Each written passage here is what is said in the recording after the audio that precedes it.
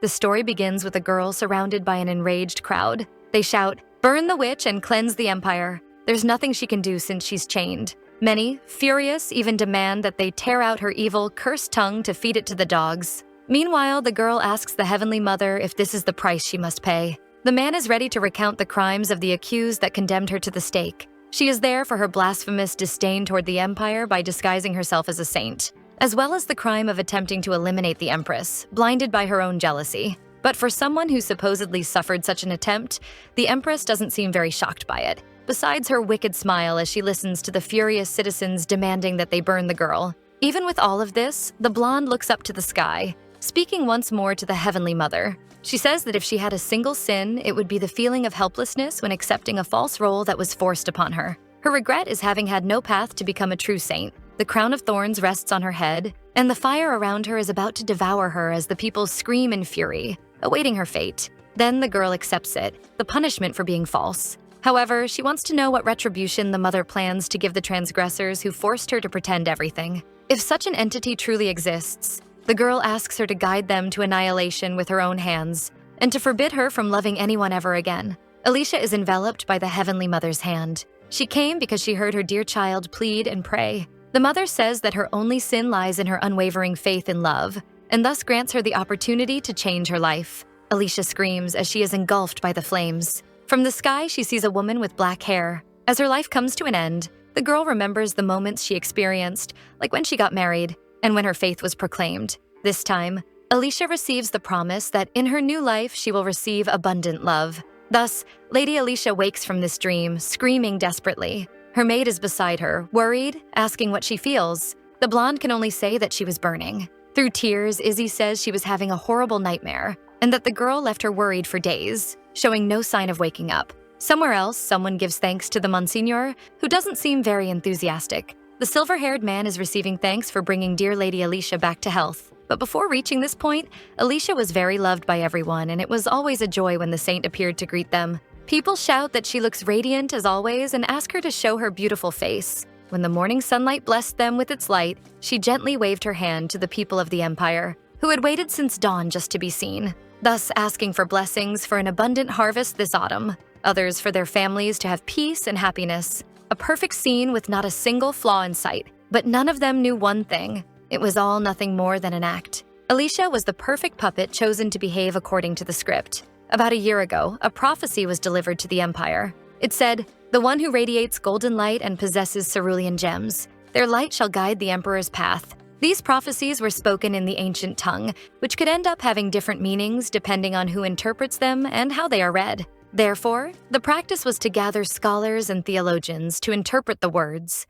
However, 1 year ago, the Central Pantheon presented a sudden and different interpretation, saying that a blonde woman with blue eyes would become the saint of the empire. Thus, with this declaration, the Pantheon searched the empire for women with these characteristics. All of them were taken and went through a divine evaluation, and Alicia was one of the evaluated. Upon arriving, she stated her name, one that no one speaks anymore, being the precious and only daughter of the Duchy and the House of Cercelian. And it just so happened that a beautiful noble lady raised in the empire was the saint mentioned in the prophecy. The lady also had golden hair as if woven by rays of sunlight, and sapphire eyes that resembled the blue sky. After Alicia assumed the role of saint, no one would question that her pure beauty represented the Heavenly Mother. After all, could there be a more perfect saint than her? But what no one knew was that it was all just a facade, a mask created by the Pantheon. When she was alone, the truth came out. The maid comes to inform her that her meal is ready, setting down the plate prepared for the saint. Without much excitement, Alicia asks if this too was planned by His Excellency.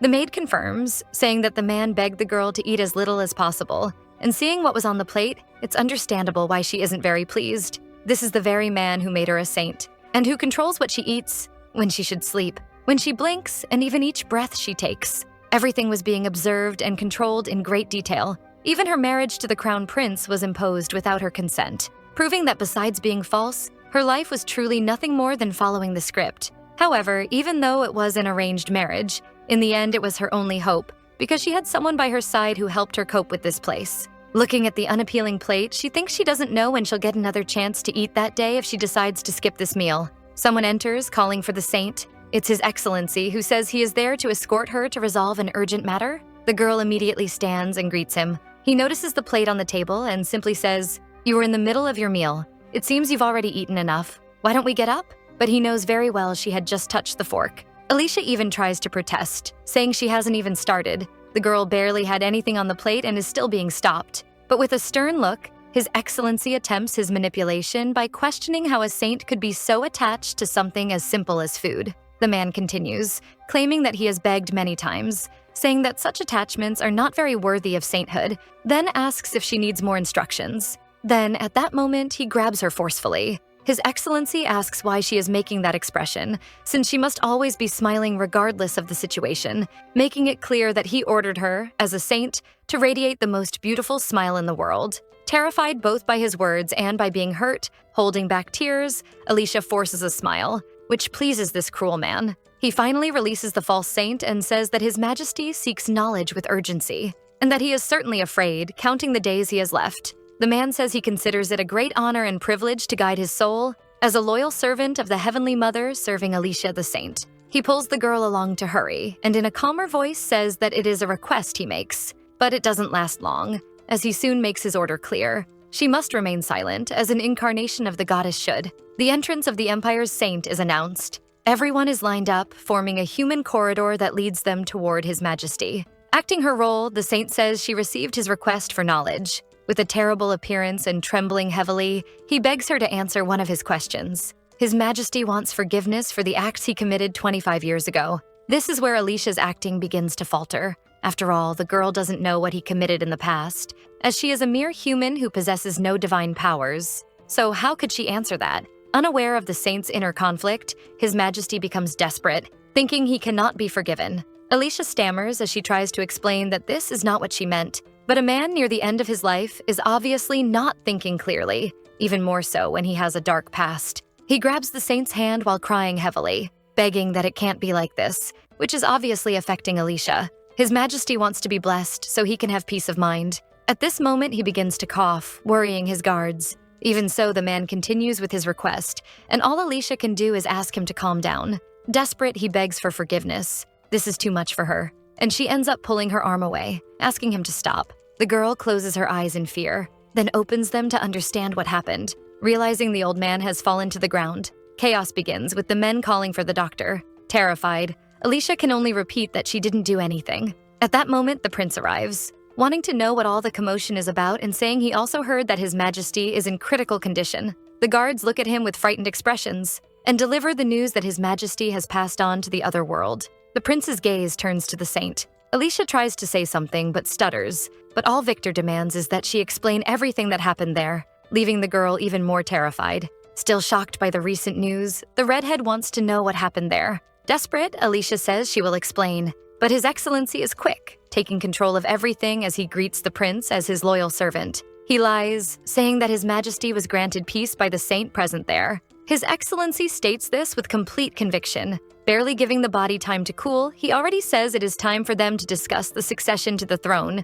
But a man bursts in, shouting to stop him. He says that the situation at hand has not even been handled properly, and questions how he dares to call himself a divine servant when he does not even consider the position of the two princes. After all, what leads him to make such rushed decisions? Not to mention that they have not yet identified His Majesty's final wishes. But the man counters these criticisms, saying that the Chancellor of the Great Empire having such a limited point of view is exactly why he chose to handle this matter quickly. Before the argument becomes heated, yet another person joins the conversation and brings with him a letter written by His Majesty's own hand. It is the will which quickly wipes the greedy old man's smile, and maybe a small relief for the saint. He doesn't miss the chance to provoke the Chancellor about the Emperor's wishes, saying His Majesty had the wisdom to foresee a circumstance like this and calm the confusion by preparing a will. Besides that, he uses the saint's presence there. After all, she is supposedly a living representative of the Heavenly Mother. So he asks if she can verify the will's validity, once again leaving the girl uneasy. The man wants her to read the contents of the will aloud. Alicia is very frightened, still not having recovered from what she just witnessed, but she has no way to refuse. So she takes it and begins to read. From this day forward, intending to mark the end of my long journey and thus enter my eternal sleep, I have faith that my son and official heir, Victor, is the successor to the throne. I also have no doubt that the sanctity of the empire will complement anything my son may lack as the next emperor. Alicia finishes the letter, deciding the outcome of everything. This is a drastic change for the prince's life, and to me, he doesn't seem confident. His Excellency kneels before the new emperor, already placing himself as a loyal servant. The conclusion does not please either the chancellor or the other prince. But nothing can be done, since according to the last words of the former ruler, Victor is the successor to the throne, and thus time flew by, and Alicia and her husband grew accustomed to their new positions. The two are in a meeting, finalizing the morning schedule for his new majesty. But one of the advisors asks if the young man has heard about the problem in the south, since worsening famine led to a large reduction in this year's harvest. And that would be the next matter. Alicia quickly notices her husband's intention upon hearing that, so she calls him. With the best intentions, the saint asks if, in case there are no other matters, they could have dinner together. But the emperor reacts badly, saying it's all such a bother. This leaves the girl shaken, even with him asking to drop the subject. Victor stands up, turning his back to his wife, saying he will have to decline because of a commitment. Immediately, Alicia rises, trying to reach him, and asks if she did something wrong. Because to her, there is no other reason for the emperor to behave so differently, especially since he has been this way ever since his father passed away. The false saint wonders if her husband became disappointed after discovering her lack of divine power. Trembling, she promises she can do better. While she blames herself for what happened, thinking that if she weren't a fraud, the late emperor might still be alive, Victor simply asks if that is all she has to say. Since she doesn't say anything else, the redhead says it's a waste of time. Revealing his true face, the young man says he expects nothing in particular from her, and that perhaps something like that existed only in the past. He says he has been attentive enough to her and will make sure the servants bring good rations, then takes his leave, leaving Alicia disappointed behind, unable to believe what happened, because it is nothing like the person she knew. Moving to memories of the wedding, in the past, the blonde, worried, asked if he fully agreed with this, and he playfully pretended not to understand her concern. The saint feels this way because everything happened so suddenly, and everyone is saying the same thing, that the marriage only exists because of the prophecy, which the very attentive young man completely denies. Very gently, Victor holds her hand and says she is the only person he wants in his life. Kneeling, he promises that he will live only for her for all eternity. Then he kisses her hand after calling her a beautiful saint. Victor has a loving gaze that would certainly fool many people. Alicia, never having suspected anything, simply accepts this love. Now, in the middle of the night, she is lying alone in her bed, realizing that everything was useless, and she cannot be blamed for never suspecting anything when she was already being manipulated by that old man. Looking toward the window, she notices even the sky is gloomy, ready to rain. Suddenly, something catches her attention. Alicia goes to the balcony, seeing that black mass. Realizing there is something wrong with the sky, she wants to understand that dark smoke in the air. Apparently, no one else besides the girl is noticing it. Alicia notices something else. Victor is also there, which makes her curious about what he is doing. She opens the door in a rush, accidentally hitting one of the maids who coincidentally was about to enter. The woman asks where she is going, but Alicia ignores her, running in a hurry even without knowing what is happening, worried that her husband might be in danger. Other people soon begin to notice the sky changing. However, what they say is that the sky is shining with a radiant light. This leaves the saint truly surprised, because to others, this black smoke appears as light. Finally, she sees her husband there. The saint is about to go to him when someone notices something else in the sky. A person is falling. Alicia looks at the scene, shocked. Victor reaches out his arm to catch the fall. The girl falls directly into the emperor's arms. As soon as she opens her eyes, Victor asks if she is all right. It doesn't take long for people to start murmuring that she is a real saint. After all, the fact that she simply descended from the sky floating proves she is genuine, except the empire already has one, thus raising questions about Alicia. So what should she be? Some time passes after this event, and the maids comment that the witch from the Empress's palace is still in one of the rooms, which they find absurd, that she has access to that after deceiving everyone into believing she was a saint. Not to mention that Alicia is now being blamed because the harvest worsened, and on top of that, a flood happened. Alicia is hiding, listening to the maids comment that she is busy seducing His Majesty every night under the Empress's nose, and they wonder why she hasn't been expelled to put an end to this. But apparently, they believe the new couple has such kind hearts that they pity her. After Sua descended from the sky, both the position of saint and of empress were transferred to her without any issue, and she gained the title of witch. Alicia is in the garden, and her name is called, snapping her out of her trance. Sua is sitting and asks how many times she needs to call her. The empress asks if she will really keep irritating her like that. She finds everything so boring, as she was hoping for a bit more excitement in the palace. For Sua, all this talk about empress and saint and such a useless purpose deeply irritates her. Meanwhile, Alicia has a sad look in her eyes, which does not go unnoticed by the empress. She stands up, intimidating, and asks if she is showing that she is annoyed, and the blonde says she could never do such a thing. Besides calling her by an offensive name, Sua says she should know her place and throws it in her face, asking if she forgot who allowed her to stay there with her neck intact. On that day, His Excellency said that the Central Pantheon would take full responsibility for the great offense of misinterpreting the prophecy, and that they would track down everyone involved to punish them severely. But Victor doesn't care about this, preferring to deal with it later because he wants to discuss the true sanctity. The old man says that after the Pantheon's confirmation, the true saint is right in front of him, and I would never trust them either. But after she fell from the sky, there is no way to contest it. His Excellency advises that Alicia Sorcelian be excommunicated from her role as saint, also considering it appropriate that she abdicate the throne of Empress. Victor asks the girl what she thinks of the decision. Alicia is deeply affected by this situation, and without anyone to protect her, she obviously agrees to follow the Pantheon's will. But this does not satisfy the Chancellor, because to him, such actions still do not absolve the false saint of her deceptions against the palace and the empire. Another old man agrees, since the blonde, knowing of the deception, accepted the position, and therefore he believes she should be properly punished. In the middle of this discussion, the true saint raises her hand, asking for permission to speak. Victor grants the task to the dark-haired girl, taking the opportunity to give a charming smile. With an angelic look, Sua says she has a suggestion regarding the matter and asks if the blonde can grant her request. Back again, the Empress tells her not to forget the day she saved her neck. Intimidating, she asks who stopped Victor from throwing her straight into the dungeons, and obviously the blonde makes it clear that it was the saint's mercy. Irritated, Sua grabs her forcefully, saying she was forced to replace her as saint and empress, and then created the new role of assistant to the saintliness, saving the blonde's skin,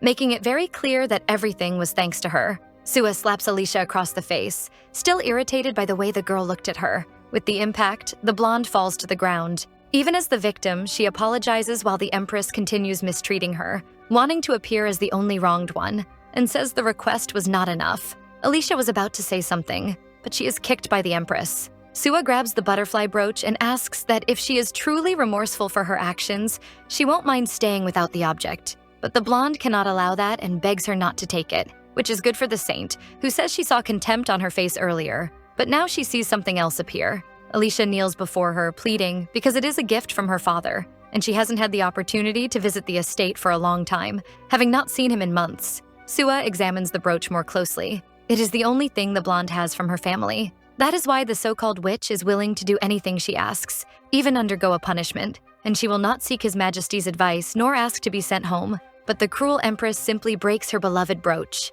shattering into pieces the only good thing the girl had left. Desperate, she tries to gather what remains of her father's memory. Taking advantage of this for amusement, Sua wants to share something funny. Then she reveals that the girl's father is imprisoned for the crime of sacrilege, saying that is the reason the man has not come to see his daughter. Alicia becomes even more desperate with this news, while the Empress says he is a swindler who tried to make the blonde pass as a saint. Even so, Alicia defends her dear father's honor, who opposed her being sanctified until the very end. But for Sua, it doesn't matter that the man was against it, because the most important thing is that everything was planned by her since the beginning. Smiling, she says that spreading a few rumors about her witchcraft causing the famine helped. Completely broken, Alicia wants an explanation. She screams that she lived exactly as they told her to and asks why the Empress is doing this. Sua makes it clear that it doesn't take much, or anything valid, for people to be cruel to others. And so Alicia realizes something. This is not a true saint, but rather a truly cunning, evil witch.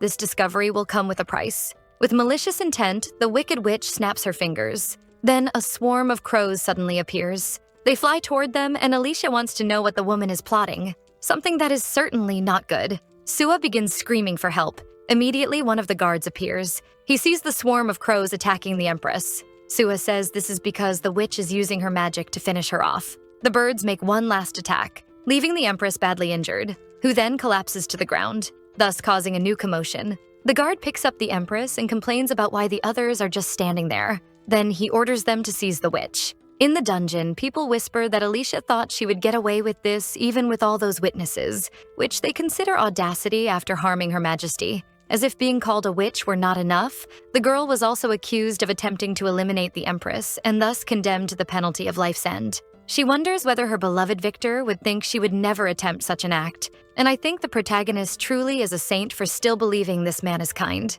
Alicia thinks the Emperor is such a gentle and wise man. In any case, she asks herself whether this time he will truly grow tired of her. If only the redhead could hear what she has to say. So she only wishes he would grant her mercy. As if he predicted her desire, Victor arrives shortly after, but there is something different about him, and this does not go unnoticed by Alicia. The Emperor clenches his fists, irritated, and with great anger, he strikes the girl as punishment for what she did. Victor asks if she knows what he had to do to become an emperor, but now, because of her, things are at risk. Alicia begs him to let her go, no longer recognizing the man before her because he is not the one she knows. The man ignores her plea and even laughs, saying he should have known she was more ambitious than she appeared. He continues being cruel, pulling her beautiful blonde hair. Victor asks if she thought she could replace the Empress if she managed to eliminate her the same way she did with the former Emperor, implying she plotted against his own father. Finally, the redhead releases her, and the girl pleads that she could never do such a thing.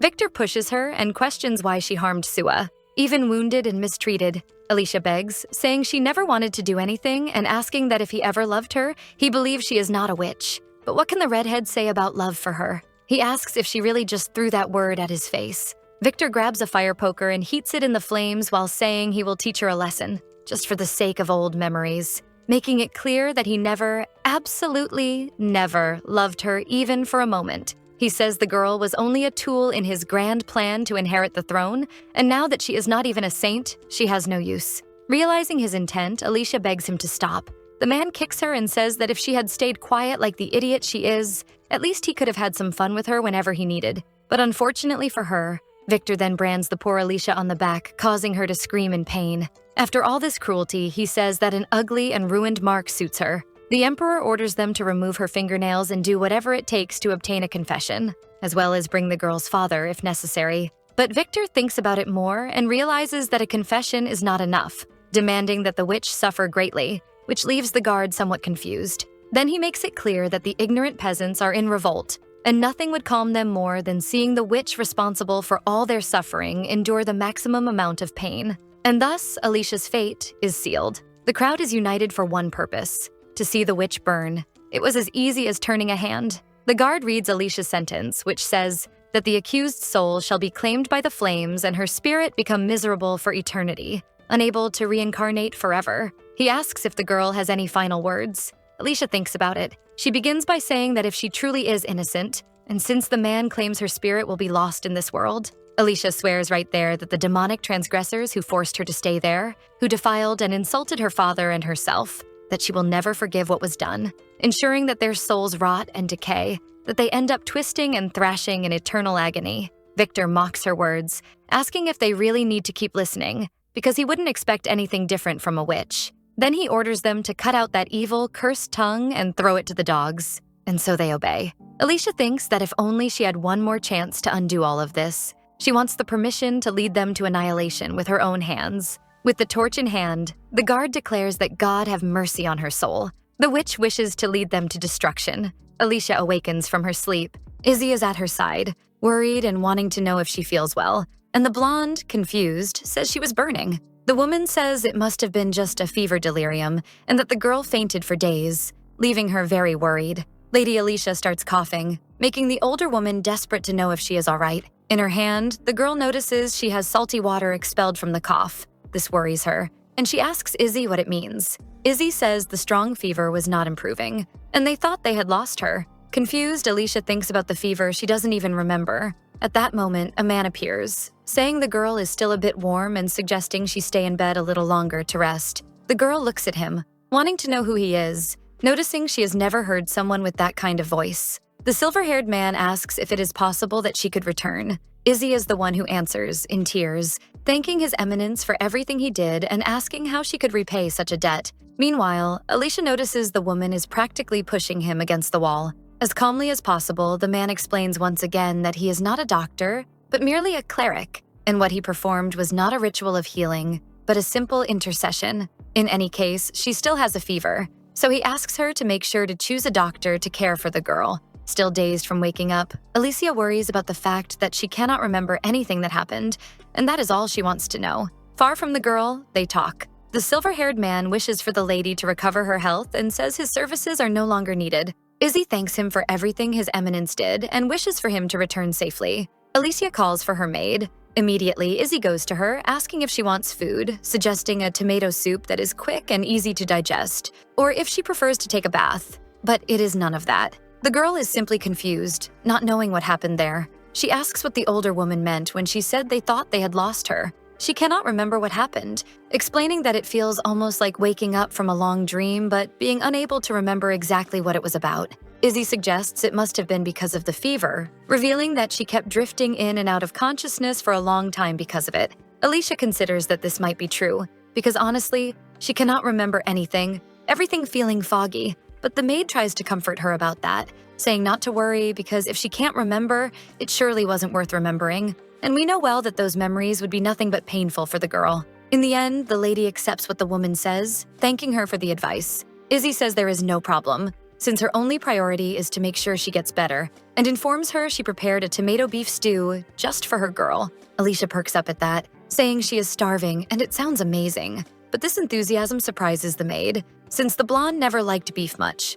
The blonde doesn't really remember that, so Izzy reminds her she always worried her because she preferred to nibble on salads. Alicia says that perhaps after getting sick, her tastes changed a lot, though she doesn't sound very confident. Either way, this makes the woman happy, and she asks her to wait while she gets a bowl. Deep down, thinking of salads made Alicia nauseous. And well, we know why. As she is placed back in bed, she asks how long she was out, since the last thing she remembers is the autumn leaves in all their colors. Izzy believes she must be confused, since despite the cold, it is still summer, which is understandable given her state. She was unconscious for a week. She explains more about how difficult that period was, with the medicine from the medical team not working and Alicia vomiting all the soup they tried to give her. Alicia thinks that if she really was out for that long, everything would indeed feel strange, not to mention she often gets sick around this time of year. But of all that happened, the one thing she cannot get out of her head is the face of that cleric. He looked exhausted, probably from staying by her side for a long time. Izzy calls her,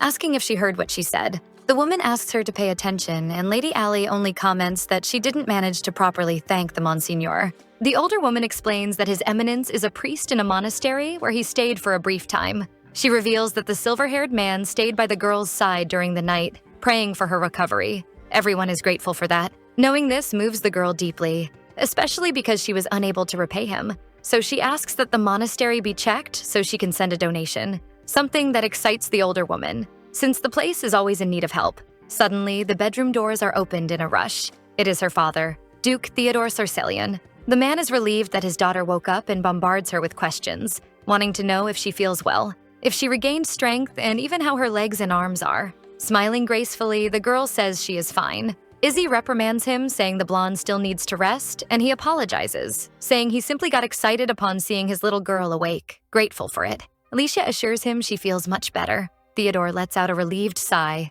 thanking the heavens. He touches her hand tenderly, revealing his fear that he could have lost her too. If that had happened, he doesn't know if he would have endured it. Allie understands that he became even more worried after her mother passed away. Theodore searches his pocket, remembering the gift he kept with him while waiting for her to wake up. He takes out a beautiful butterfly brooch, recalling when his daughter mentioned she thought it was pretty, so he found that one in the market. He adjusts the brooch on her clothes, promising to find a lovely dress that matches it once she gets better. The Duke also suggests buying warm clothes before the cold weather arrives, since his daughter takes after Helena and needs to take care of her fragile health. But Allie is not paying attention. She is frozen by a familiar sensation the brooch caused. Even though she has never seen it before, its touch and shape feel vivid, as if she had received that gift long ago. Seeing his daughter acting strangely, Theodore asks if she's all right. A memory invades Alicia's mind. When Sua broke it while revealing everything had been planned all along, the girl begins to scream, worrying everyone.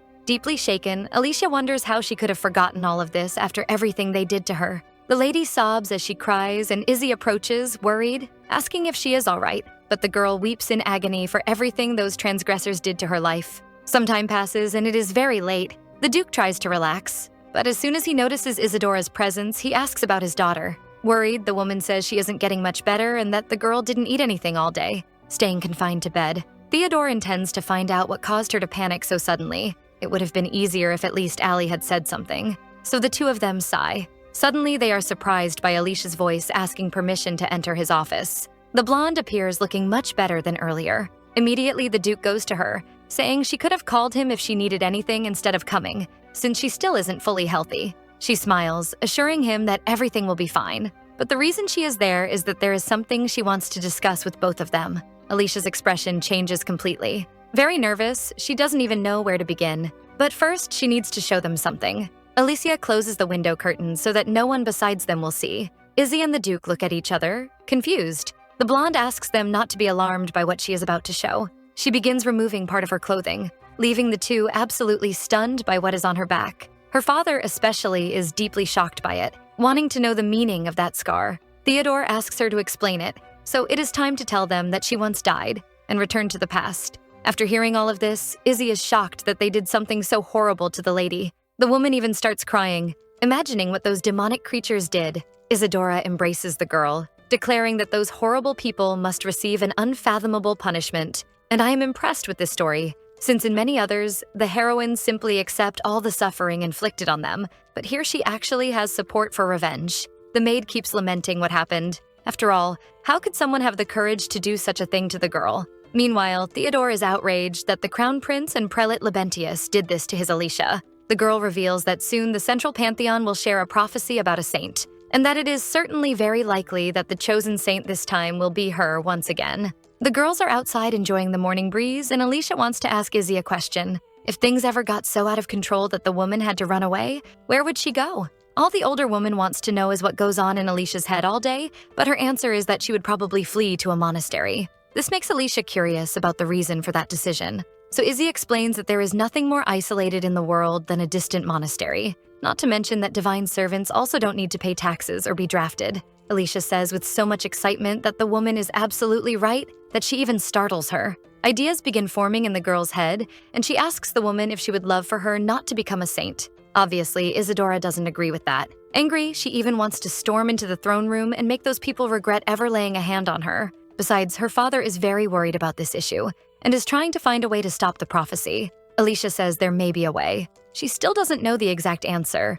but she thinks she knows where to start looking. So she asks the woman to help her request just one favor from the Duke. In the room, Alicia is surrounded by several books on divinity that her father managed to find in the market. The man asks what she is trying to do with them, and she says she is filtering content that focuses on religious precepts and sainthood. The girl has learned that there was another prophecy a long time ago predicting the birth of a saint, but even then there were women who were not considered for that role. That's why she checks the books to make sure one of them explains the reason. Thinking from that angle, it's a great idea to find out why those women were not valid candidates, so she can save her own skin. Worried, Theodore says she doesn't need to overburden herself like that. The man says he will do everything he can to ensure this prophecy does not fall upon her, but the blonde already knows that, because she has already seen him do exactly that in the future. So she reveals that her father did everything he could to prevent her from becoming a saint. He even donated to the Pantheon and went to His Majesty to plead the case. But the girl had no choice but to go through with it anyway because Labentius wanted it.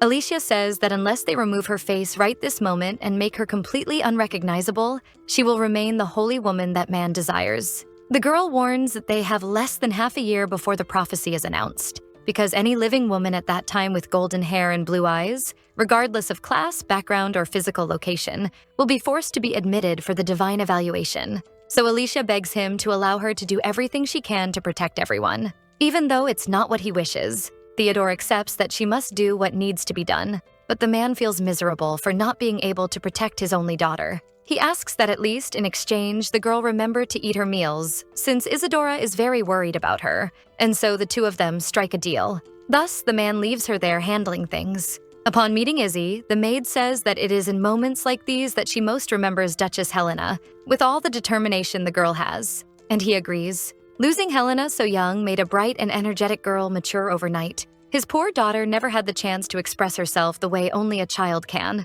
To him, Alicia should not be allowed to do any of this. If it were up to him, things would never be this way. He wonders how he can protect her. Theodore decides things cannot remain like this. The Duke discusses that His Royal Highness Andrea should become the next emperor, but wants to know what will happen if Prince Victor is chosen. The man says the current emperor's health does not seem to be improving. Predicting the prelate will take action. He says they should remain silent and simply observe for now, because they cannot risk stepping out of line and getting caught in unnecessary crossfire. But Theodore wonders whether that is truly the best course of action. After all, what if something bad happens to Allie in the meantime? The man thinks that if he stands up now and opposes Victor in an attempt to protect his daughter, that will certainly guarantee they face even more problems. Even if he sends her far away, Victor would do anything to find her. And as long as the crown and the church continue to hold equal power, they will be far too weak to confront them. Not to mention that they need more information about the saint who will descend from the sky. Theodore looks at the painting on the wall and sighs. It is of his beloved wife, and his plea is that she gives strength to him and Alicia,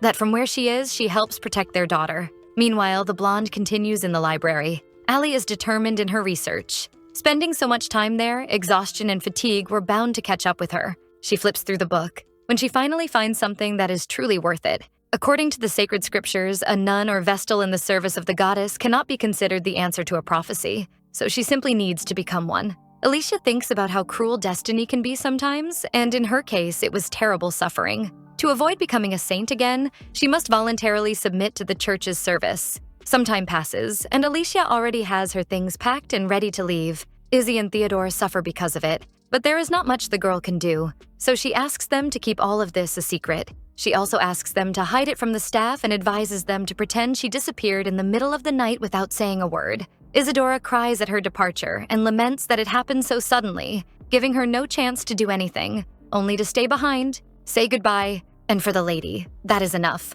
Thus ended the mornings in which she was gently awakened by Izzy's warm touch, and she will no longer be able to get up and walk down the hall just because she wants to see her father. She must say goodbye to the Sorcellian estate, where she was born and raised. Alicia is seeking a life of service to the goddess without a shred of true piety. Because of that, she may be punished. Or perhaps she already is. Even so, she will give up everything she has there and survive. And that is fine, if the goddess gave her another chance. Thus, Alicia intends to survive with all her strength and protect this precious place. The protagonist followed her new destiny. However, a difficulty arose along the way. Even being sure there is a monastery somewhere around, she cannot find it. And to make matters worse, heavy rain starts to fall. Because of that, the path becomes twisted and dangerous. The girl ends up slipping and falling full force onto the ground. It is too much suffering for her, and at this point she is already extremely exhausted. Sitting there, she reflects that even though she managed to start over, everything still feels the same. In the end,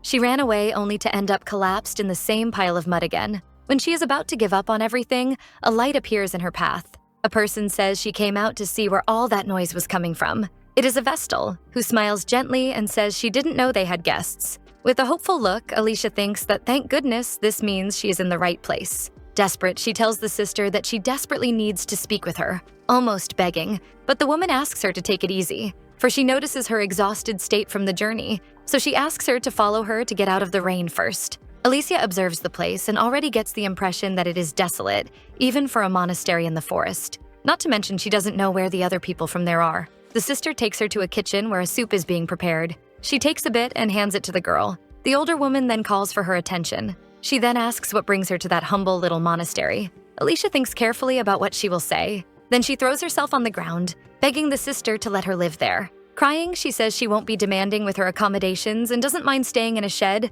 or even in a stable if necessary. The sister touches her hand. With gentleness, she says she assumes the girl must have had a situation she cannot explain. The sister tells her to be at peace, because there is always a place in the monastery for those who need it, especially for a woman seeking refuge in the embrace of the goddess. She even gets into the mood, saying the bed will creak a lot and that on rainy days like this, they have to use all the buckets and plates to catch the dripping water. But they are not so poor as to reject a young woman in need. Already accepting her, the vestal calls the girl sister as she comforts her. In the imperial monastery, there is no priest. Due to the death of Father Michelando 16 years ago, formal visits from the central pantheon were interrupted, and only 2 vestals remain, and now Sister Alicia in training. One of the women calls for the blonde, who lets her know where she is. This humble monastery received perhaps 1 guest per year, if it was lucky, and usually just a lost traveler. But for the protagonist to find, it was like her own salvation. Obviously, nothing had been easy, whether as a saint or a witch.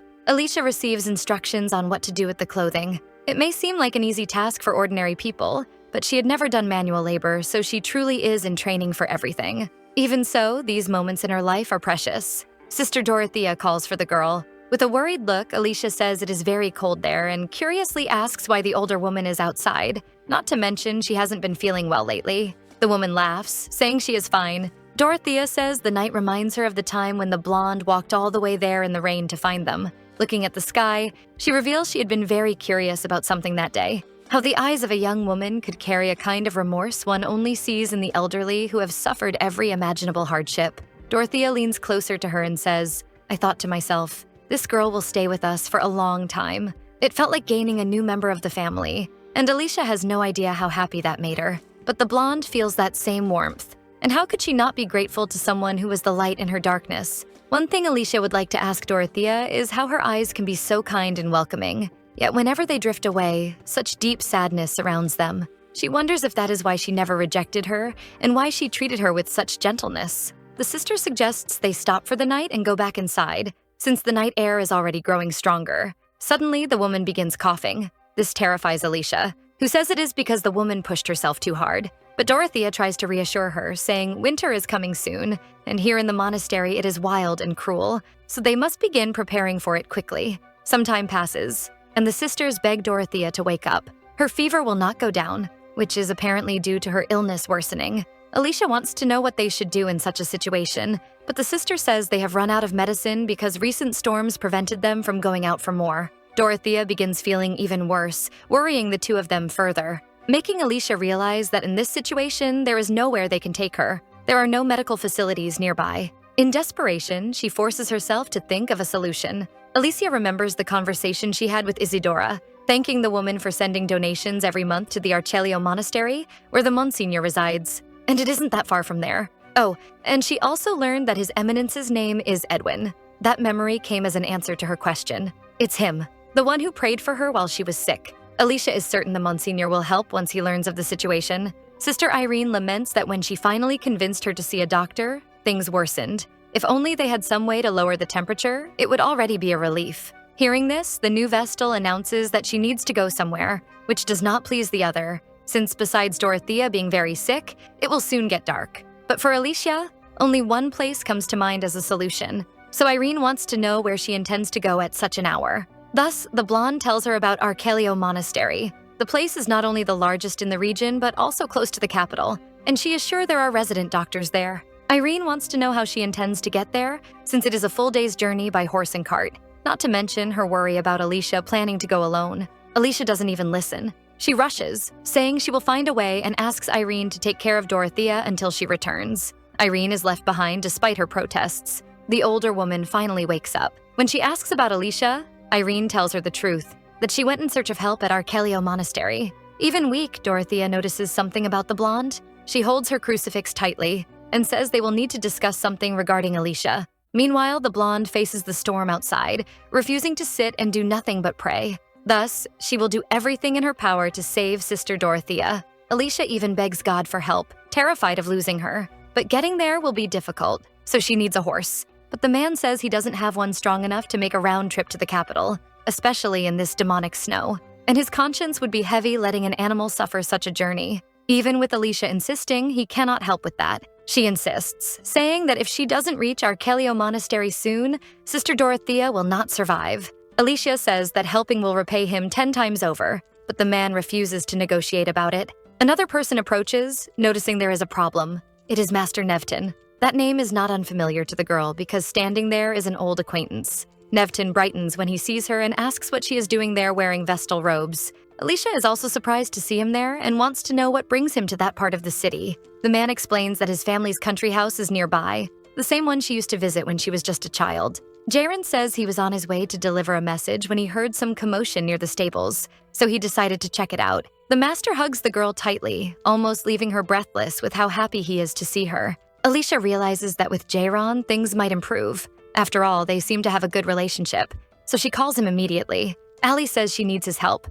and of course he would never refuse her, asking her to tell him the name and details along the way. Some time passes, and the cart that carried them finally stops on the road. Jaren wants to make sure she truly wants to do this alone, even offering to accompany her. The girl refuses and thanks him for everything he did, since bringing her there was enough. Suddenly, their conversation is interrupted by someone demanding they have a good explanation. His Eminence wants to know what they are doing outside a monastery at this hour. Alicia freezes at the sight of him, leaving Jaron to explain they are there because of a problem and asking if that is an issue. Edwin confirms it is, since they arrived boldly right at the end of the morning mass. Finally, the girl snaps back to reality and runs to Edwin. She begs him to spare her a moment because she has something she needs to say. His Eminence has a serious look. Then he takes the girl's hand and scolds her, saying it is clear she never received the formal education of a vestal. Not to mention she forgot the rule that a vestal cannot remain alone in the same space as a man, as if she had time to think about that while trying to save someone. Master Nevton intervenes, saying that his relationship with Allie should not be reduced to something so crude. The blonde apologizes for her manners and explains she came running due to an urgent matter and chose an improper method. Jaron tries to interrupt her, but Alicia says she is a vestal in training. In other words, a postulant at the Imperial Monastery. The place draws His Eminence's attention. After all, it was abandoned by the central pantheon, and he remembers there were 2 vestals taking care of it. Alicia immediately says that Sister Dorothea is very ill, explaining they had no resources to care for her weakened health, causing the situation to worsen. She then begs him, saying the goddess calls all brothers and sisters under her divine governance, and if that is true, then they are all family. The blonde pleads for mercy. Edwin finds it ironic that a vestal postulant in training is giving a lesson on religious dogma to an older cleric, and he says she is truly remarkable. Alicia, realizing her audacity, apologizes again to the Monsignor, saying she didn't mean to, and thinks about how she committed a grave mistake. After all, she isn't even a formal member of the church yet, and she wonders how she could be stupid enough to speak to a cleric that way. Jaron steps in and questions whether he isn't being too harsh with the sister of faith. Immediately, Alicia pushes him back toward the cart, saying it would be better for him to leave, even though the master does not want to leave her with this man. But the blonde convinces him that everything is fine, and of course she thanks him for bringing her there. Even so, Master Nevton will wait there while she does what she needs to do. Edwin goes ahead, and Alicia asks him to wait so she can explain the situation. His Eminence says he has no time to waste and that they need to find a doctor, so he tells her to follow. The girl does as instructed while wondering if this means he will grant her request. Edwin stops and asks for Dorothea's symptoms. Alicia is following him when she ends up stumbling. She crashes into Edwin's body and he prevents her from falling to the ground. Extremely embarrassed, she begins apologizing. Despite his serious expression, the cleric tells her to let it go and finish the discussion inside the facility, reminding her that Dorothea is counting on them. Upon arriving, Father Edwin is quick to establish orders and instructions. He recruits a doctor and a team of nuns to help provide care. All of this before sending everyone to the Imperial Monastery as soon as they are ready. And now she prays for everything to go well. The girl is interrupted by Sarah, a young nun from Arkelio Monastery, who wishes to speak with her. Alicia immediately stands, asking if Dorothea is all right, and the redhead asks her to calm down. The young nun explains that the older woman is able to sleep well at the moment, and that the worst has already passed, and now they just need to let her rest to regain her strength. Finally, Alicia can breathe in relief. She thanks everything she believes in for Sister Dorothea's salvation. Excited, Sarah informs her that from now on, Arkelio Monastery will send its members there regularly to monitor the health of the 2 sisters and help maintain the place. And those were Father Edwin's orders. This surprises the blonde greatly. So Sarah says that His Eminence dedicated a minute of his time to assess the situation. The door opens, ending the girls' conversation when someone calls for Alicia. Alicia responds to the call while wiping away the last tear. Irene asks her to come in for a moment. The 2 girls find the way she says it strange, but there is nothing to do but go find out. All the older members are gathered, and Sister Dorothea looks much better than before. The girl goes to her, asking how she feels and saying how relieved she is to see her finally awake. But before she can get close, she is stopped. Irene is extremely harsh, saying the girl must pack her things and leave Imperial immediately. This already frightens the blonde so much that she even wonders if she heard wrong. She even says she must have misunderstood and asks her to explain what she means by leaving Imperial Monastery, but Irene reinforces her words, that they cannot accommodate her as a postulant vestal. Even with Alicia begging, the sister tells her to return to her room and take her things immediately. The girl throws herself at her feet, asking at least for a reason for such a decision. And if it is due to lack of resources, she can manage with what they have, even decrease her meal portions. Crying heavily, she says that this way it won't even feel like she lives there. But nothing sways Irene, who asks if she even knows the reason they made that decision. And from the girl's desperation, it's very clear she doesn't. The woman says she fled while one sister was sick in bed, but that was to save her. Irene continues, saying the girl made a decision and didn't even take a moment to give an explanation. revealing that they fear they cannot live alongside a selfish sister. Alicia then tries to plead with Dorothea, but the woman keeps an expression that agrees with everything. Even so, the girl begs. After all, she sought that place to save herself from a cruel fate. Dorothea seems about to say something, but silence is her answer, and she turns her face away. Alicia says she has nowhere else to go, and remembers that night when the woman said this was a place that would never reject a girl in need, and she only wants this nightmare to be a lie, because there is no way all those smiles they gave her were fake. With nothing left to do, she accepts her fate. A letter was left with Father Edwin encouraging him to inquire further details with His Eminence and asking him to accept her in her name. The two say goodbye. Soon after, Alicia gets up and runs, saying she needs a moment alone. Edwin only watches everything in silence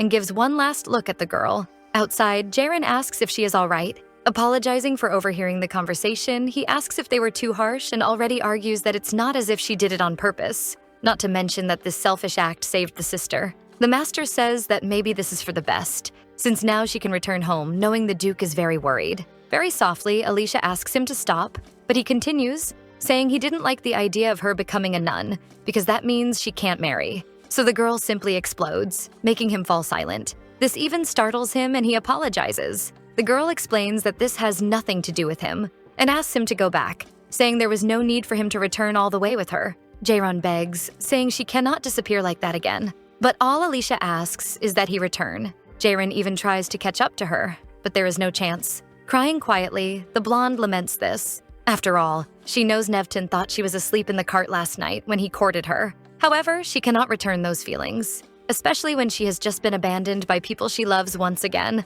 promising it will be the last time she opens her heart to anyone. When she meets Edwin, the priest asks if she is done crying and says he has been looking for her everywhere. The young woman apologizes for having run off without any explanation, but that is not what he came to talk about.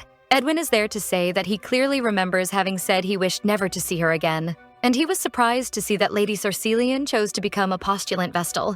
Curious, he asks the reason why she chose that path. Alicia is surprised that he remembers her, but at the moment she wants to know whether he will expel her depending on her answer. She doesn't know what to do if she is rejected by the priest. Edwin still waits for her response.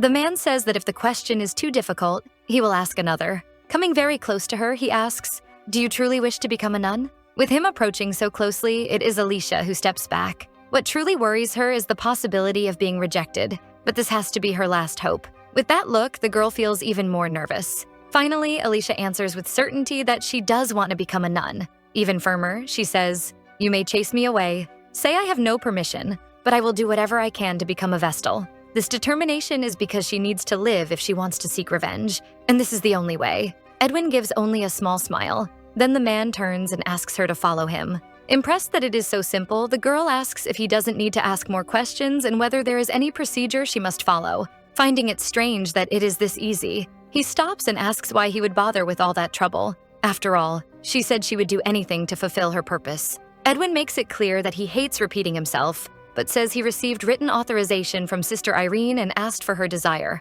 Being direct, the priest says he is very busy with monastery matters and has already spent more time than necessary on this issue. Alicia is surprised that the sister left a letter. Edwin interrupts her thoughts, saying there was something she had no way of knowing. And truly, Alicia has no idea. Searching inside his vestments, he looks for something that will eventually reach her hands anyway, so he sees no problem in giving it in advance. The priest hands it to her. But this makes her nervous, since every letter she has ever received in life brought bad news. The letter says, "I express my sincere gratitude for traveling all this way through the snow. I imagine the walk must have been easy, and I hope this letter is not a burden to you. Please understand that there was nowhere else for the two of us to seek help. Irene and I have spent our days in Operial, keeping it peaceful, waiting for the day our Heavenly Mother calls us back home. However, last summer, Alicia came to us. For the past months, we have been fulfilling this young woman's wish. We do not want to leave Allie behind alone in an empty monastery, and she still needs help." The letter continues, "Your Eminence, I humbly ask that you show mercy to the three of us." Now to Allie, she writes, "If one day you read this letter, there is something I always wanted to tell you. I sincerely hope that one day you free yourself from the burden you carry. One must endure the harsh winter before receiving the spring, and I am certain that day will come soon. I once had a daughter who left this world early because she had a terrible mother. I did everything I could to save her, and spent the rest of my days in the harsh winter trying to pay for my sins. Then on a rainy night, I came across a young girl in the forest. Dear Alicia, you were the spring of my dark winter. I know I said we would have a picnic when it got warmer. I apologize for expelling you like this, but you would never leave Operial otherwise. Allie, I pray that you build more relationships that will set you free. I am sending my rosary along with this message. May the goddess use it to protect you at all times. With love, Sister Dorothea. The letter finally ends with the girl in tears, and Edwin simply asks if she is done crying. Alicia apologizes and takes the chance to ask if she may say one last goodbye to her sisters. But the priest does not advise that. Edwin says he does not know if she truly understands how difficult it was for the two of them to send her away. Not to mention they need to return to Arkelio Monastery, so he has no more time to waste on this matter. And he makes it clear that in the end, the decision is hers. Alicia folds her hands in prayer. She does so while looking at the place that sheltered her and served as the light on her dark path. She then puts on the rosary that once belonged to Sister Dorothea and follows Father Edwin, determined that wherever he goes, she will follow him. In another place, we follow the person responsible for the protagonist's suffering. He complains that he was promised he would obtain what he wanted this spring. The voice coming from the snake asks whether it has ever deceived him, and says that in the spring, a prophecy will be shared regarding a sanctity. All he needs to do is act as instructed, making it clear that it will grant everything he desires. Something draws the attention of the two. A strange noise comes from the door, and he believes it must have been some rats in the corners. But the snake speaks first and says that it warned him it would put all affairs in order. Prelate Labentius asks whether he should drive them out, but the serpent refuses, saying he does not need to do anything. It is all about the witch who left a trail for them to follow. And the snake says they have an amusing toy in their hands, though only one of them truly does. Some time passes, and it is spring when everything is already established at Arkelio Monastery. The cleric is accompanied by another robed brother. Edwin complains about the damned wrinkled old serpent, and the man beside him grows worried about his words since there are ears everywhere. Meanwhile, Alicia is busy with her tasks when she comments that the priests seem occupied, and she is curious to know why. Sarah then reveals the reason. The Mother Superior mentioned a new prophecy that was shared earlier. Carefree, the redhead says they must be in a bad mood because of the morning walk to the central pantheon for the interpretation of the prophecy, not to mention that the silver-haired one is not known for his friendliness. Finally, the young nun notices something is wrong with her sister. Alicia collapses to the floor, devastated by the news she just heard. Sarah asks if she is feeling well, clearly unaware that the prophecy that ruined the protagonist's life has been announced. A new meeting takes place, and many questions are raised regarding the prophecy disclosed the day before, especially since the last one occurred 120 years ago.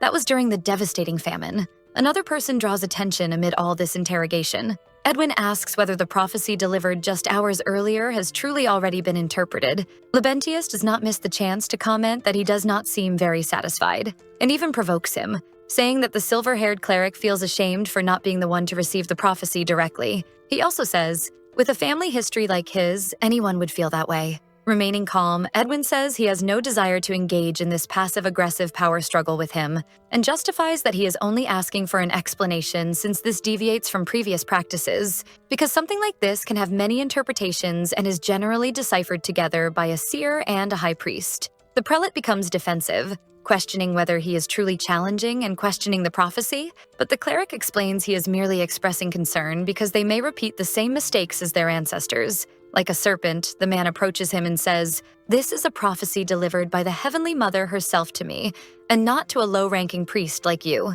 He also says he understands the young man's curiosity, since his family has always been enthusiastic about keeping records of all church matters. Then the man turns to everyone and becomes excited to share the prophecy. Enthusiastically, the prelate says, "The one who radiates golden sunlight and possesses cerulean gems, their light will guide the emperor's path." The man says this certainly foretells a saint who will come and illuminate the empire. He says it is quite straightforward, explaining that the golden sun refers to golden hair and the gems to the eyes, this combination being the definition of purity and sanctity. This time, Father Daniel expresses concern, saying that if the prophecy speaks of a male saint, this would cause great political turmoil, and asks him to take a moment to analyze it again. The prelate sarcastically says it is a shame and questions why the goddess would deliver a prophecy meant to cause conflict. He makes it clear that the central pantheon believes this opens the path for the establishment of a sanctity. Next, he orders all monasteries in the land to gather every woman with blonde hair and blue eyes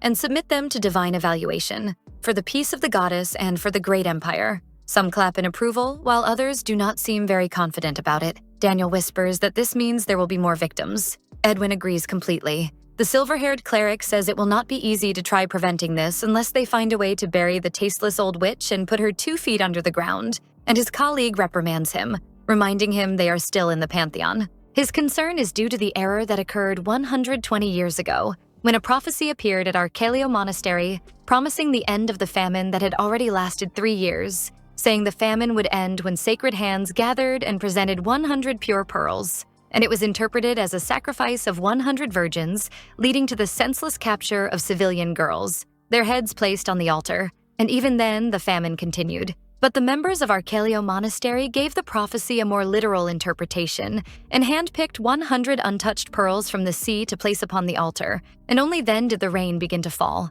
The central pantheon concealed all and any evidence of this incident, and the only records that remain are secretly kept in the monastery's library. The language of prophecy can have many meanings and is dangerous, as the altar will forever be stained with the struggle and life essence of innocent young women. Irritated, the silver-haired cleric thinks that such a farce cannot be allowed to happen a second time. Back to Alicia, the girl finally awakens, extremely startled as though she had suffered a terrible nightmare. On top of that, her head feels like it is going to explode from the pain, not to mention the confusion of not knowing what happened, until she remembers that she fainted upon hearing the news of the prophecy, and Sarah brought her back to her room. Alicia lets out a sigh. Very saddened, she realizes that something has been bothering her deep inside ever since she discovered how to avoid becoming a saint, and perhaps even before that. She is torn because the issue is, if she does not become the saint, someone else will. Labentius will certainly find another girl who resembles her and turn her into his puppet to use and exploit as he pleases. Alicia believes her silence will become just as despicable as everyone else who never spoke up.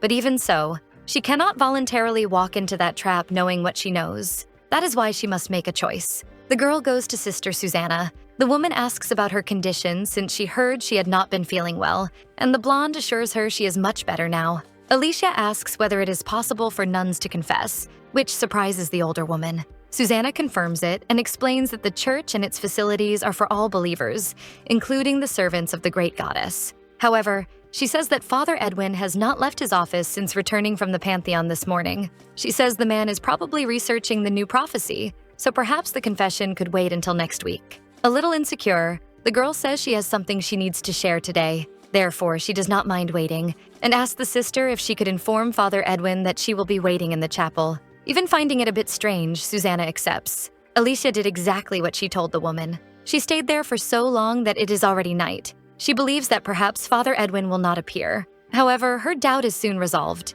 because at that moment the man appears. But with him there, the girl ends up feeling sad. The priest begins reciting, "That the Heavenly Mother be in your heart and help you confess your sins with true repentance." Alicia begins by asking forgiveness for remaining silent despite knowing everything, and upon hearing her voice, Edwin realizes who is inside the confessional and laments, since he already has enough problems. Carrying out his duty, he asks what it is she remains silent about. Then she recites the prophecy, "The one who radiates golden sunlight and possesses cerulean gems. His light will guide the emperor's path." Hearing this, the priest immediately opens the door, stepping out of the confessional. He goes to the girl and demands that she explain, that Alicia tell him how she knows about the prophecy. After all, it has not yet been disclosed to the public, so he demands to know how she could possibly know. First, the blonde asks him to accept her apologies. Kneeling before him, she confesses that she learned about it around 6 months ago, and that it would be shared during the spring, as well as the fact that it was already known that a girl would be falsely chosen as a saint due to the Central Pantheon's mistaken interpretation.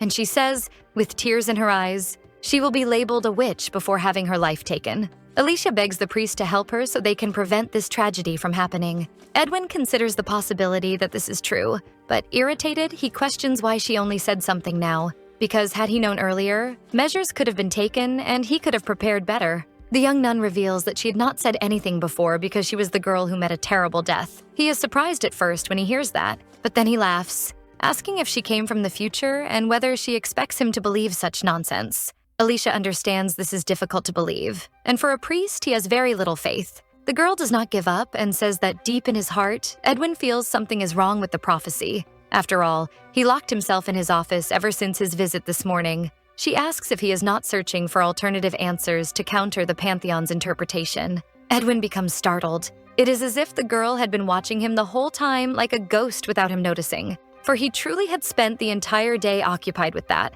unable to believe such a ridiculous explanation. Upon analyzing it, he realized there is a strong chance that everything is merely a metaphor, and he needs to find records to try putting an end to this madness. Back in the present, Edwin confirms that he has been doing exactly that, searching through records and manuscripts ever since he returned. However, not convinced by what she said, he is unsure of where or how she heard about the prophecy, but knowing it alone is not enough reason to trust her or help her. Alicia then surprises him by asking whether Labentius interpreted the phrase as meaning that the saint would be someone with blonde hair and blue eyes. The young nun calls out to him, begging through tears that he take a good look at her. A blonde with blue eyes, calm, gentle, pliable, and the daughter of a duke of the empire. In other words, a perfect candidate to satisfy that man's desires. Still reluctant, the priest says it is ridiculous, but honestly admits he would like to believe her. The problem is that none of it makes any sense, and she understands that it is difficult. Alicia thinks the priest may believe she is sick and suffering from hallucinations.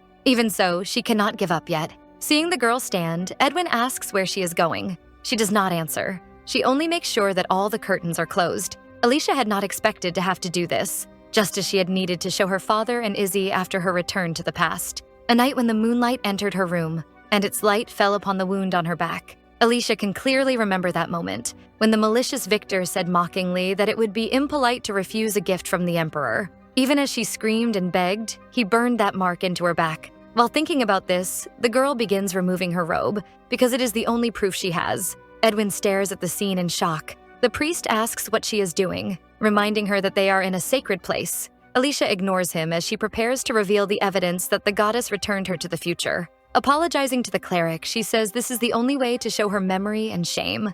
Then she asks him to look closely at the mark on her back. Shocked, Edwin asks how she got that, recognizing it as the mark given to traitors or for other severe crimes. Crying, she explains that it was given to her by the crown prince Victor himself before her execution, a scar left by someone she loved more than anyone in the world. But at least it is the only proof she has that she has already lived through this timeline once before. Edwin is honest with the girl, because even if it is true, it still makes no sense to him. Once she becomes a vestal, it is no longer something she needs to worry about, so he asks why she is putting herself through this. Alicia says the reason she is committing this sin and exposing her body, even though she is a humble servant of the great goddess, is because she cannot allow another girl to be sacrificed because of her own selfishness, yet she still wants to survive. The girl remembers the time she was asked why she wanted to become a nun, and now she can finally give an answer. Alicia reveals that she did not become one to devote her life to the Heavenly Mother, but to ensure her own safety, and she does not care about the shame or punishment she may receive.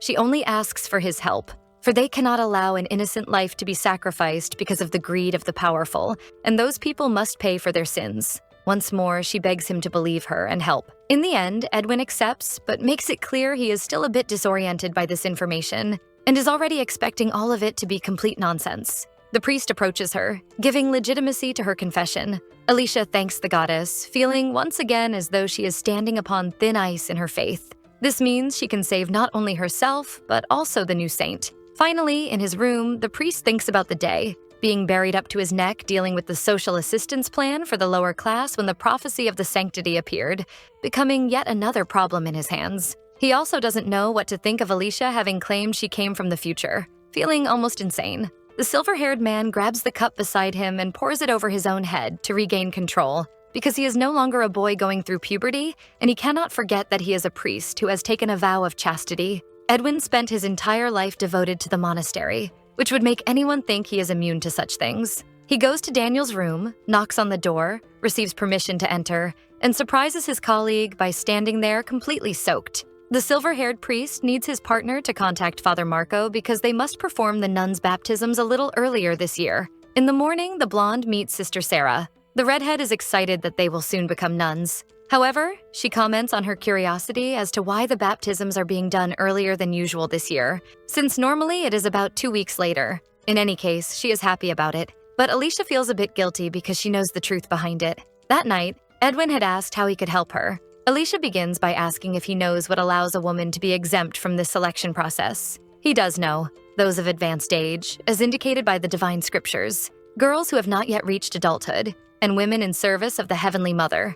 Upon mentioning the last category, he realizes the girl's intention. Alicia says she is still a postulant vestal because she has not yet been baptized, which places her in a precarious position regarding the upcoming divine evaluations. So Edwin asks if she wishes to become a formal vestal of the monastery, and if this truly is the blonde's desire.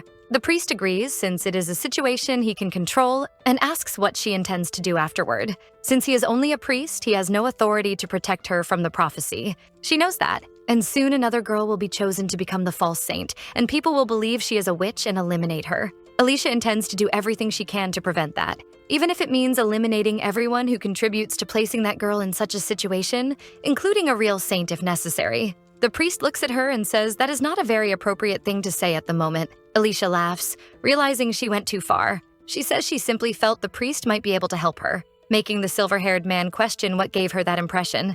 With her charm, the blonde answers that it is based on their encounters so far. Dismissing it, the priest tells her to stop with the nonsense. Finally, the day of the ceremony arrives, and as the holy water falls upon her head, the words are said, "Now you are anointed, brought closer to the goddess than any other mortal being." And it continues, "You will fulfill the duties of the church with faith and devotion, care for the weak and poor of the empire, and abandon all that you possessed in your previous life." Alicia feels relieved that this has finally happened, thus taking a step forward. Later that night, at the Cercelian estate, the Duke is informed that someone told Labentius about the prophecy before it was formally delivered, but there is no way to confirm who is responsible.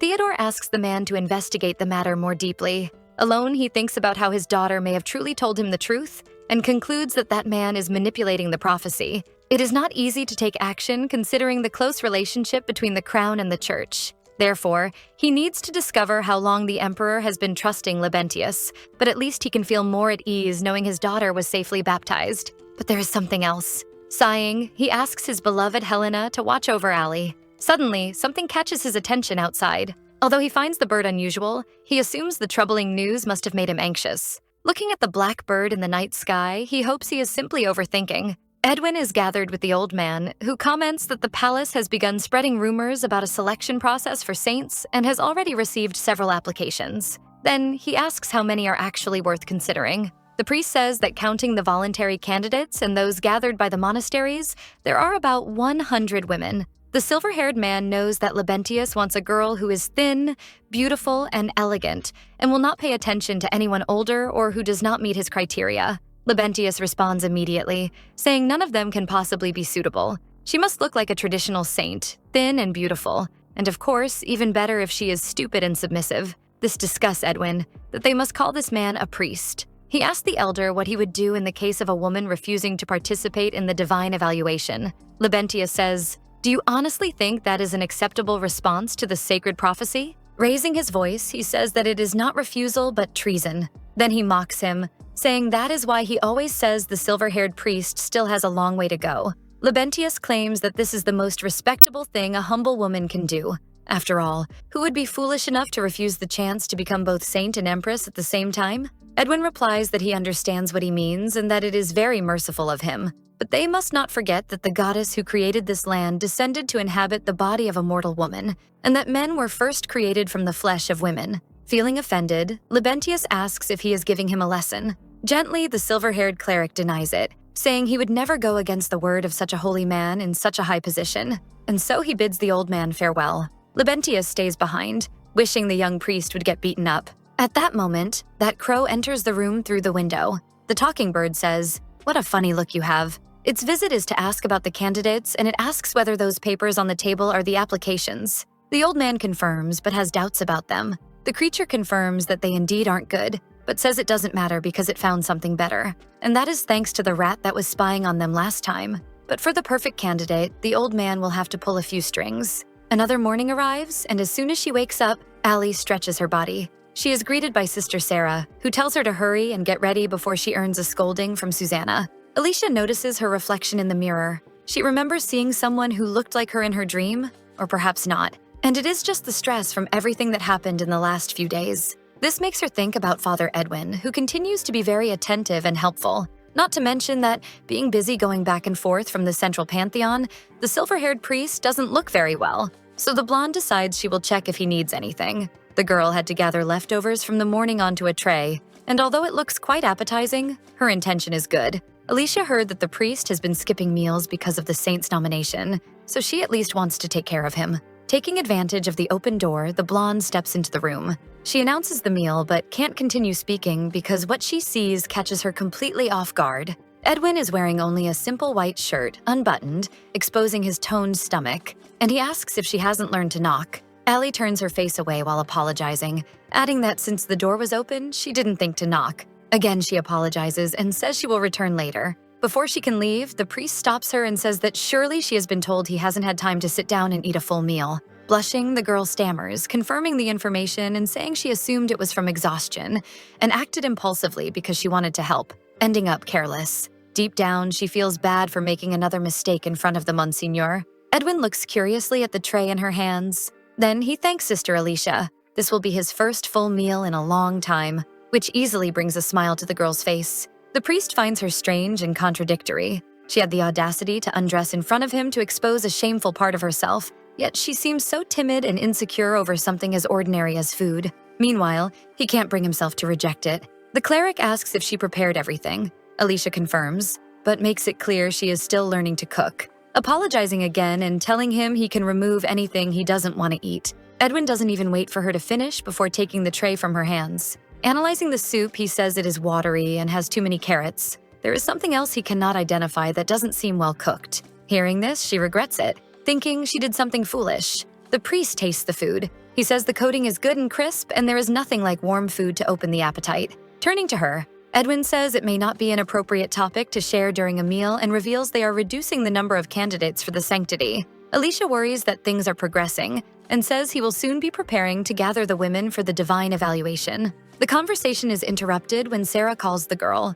She receives a scolding from the priest, who tells her not to run or make so much noise in the cleric's quarters. The redhead apologizes, explaining she heard Alicia's voice and ended up running. Alicia asks if something happened to require her to come in such a hurry. Sarah looks at her hesitantly, saying it is something terrible. She tells her that the Duke of Sorcelion fell and lost consciousness. This leaves the blonde extremely worried. Alicia overwhelms the girl with questions. How, why, and who gave the news? Sarah says a friend sent a message, and since it seemed urgent, she intervened so it would reach her faster. Crying, the blonde says she needs to go back home. However, she still needs to know whether she is allowed to leave. After all, her life is now dedicated to the goddess. Even so, she decides she might be able to discuss it with Sister Susanna. It is Edwin who intervenes, saying there is no need to go to the woman when he is right there and can help, and explains that a vestal baptized at the Arkelio monastery may return home once every 6 months. He tells her he will take care of things there and asks the girl to hurry. The priest asks Sarah to bring the documents.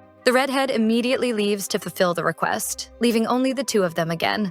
Alicia confesses that her heart feels tight because her father never suffered any accident in her previous life. She wonders if this is because she became a vestal. If something happens to the Duke, she doesn't know what she would do. Edwin approaches her, asking her to calm down. As a priest, he begins with advice, saying she will have plenty of time to think things through when she sees Theodore's condition in person, then tells her to first try to find a carriage to take her back home. A little calmer, the girl agrees. She asks where she can find a carriage on short notice. Edwin admits he would be surprised if she knew, since she has not lived there long, but he will handle that as payment for the meal. So he will ask someone to take her back home as quickly as possible and suggests she return to her room and pack her things. Very happily, Alicia thanks the priest. Somewhere else, a beautiful young woman is in her room. Her father appears, curious to know if he needs to leave. He comments that things are very tense because of all this chaos surrounding the new saint. But the girl is not very interested, saying that even though she has golden hair and blue eyes, she does not have a shred of divine power in her. And besides, she never desired it, and with her personality, she doubts it could happen. The father tries to explain that it is not as simple as she thinks, but she ignores him when she notices the time, realizing the perfume she ordered must be ready for pickup and says she will return before he notices she is gone. He asks her to wait a moment. The girl turns around and she looks extremely similar to the protagonist. Her name is Abigail. Back to Alicia, she is outside with the priest and the sister. She is very grateful for all the attention he gave to this matter. But Edwin does not want all that attention, saying it would be shameful if one of his vestals couldn't manage to get a carriage to return home, which makes the protagonist unsure whether he is kind or strict. As for the redhead, she is always affectionate even in matters that do not involve her. Like now, when she wishes Alicia a good trip and says she will miss her. Alicia holds her hand as she thanks her for all the support, saying she will return before she even notices. The girl is the main reason the protagonist managed to quickly adapt to her new life there. The blonde is about to leave when she is called. She stops and turns around, asking the priest if he has something he wants to say. Edwin opens his mouth, but the words barely come out. It makes him very nervous just thinking about how worried he is about this woman, so the only thing he says is to ignore it, changing the subject and making it clear he has a lot of work to do.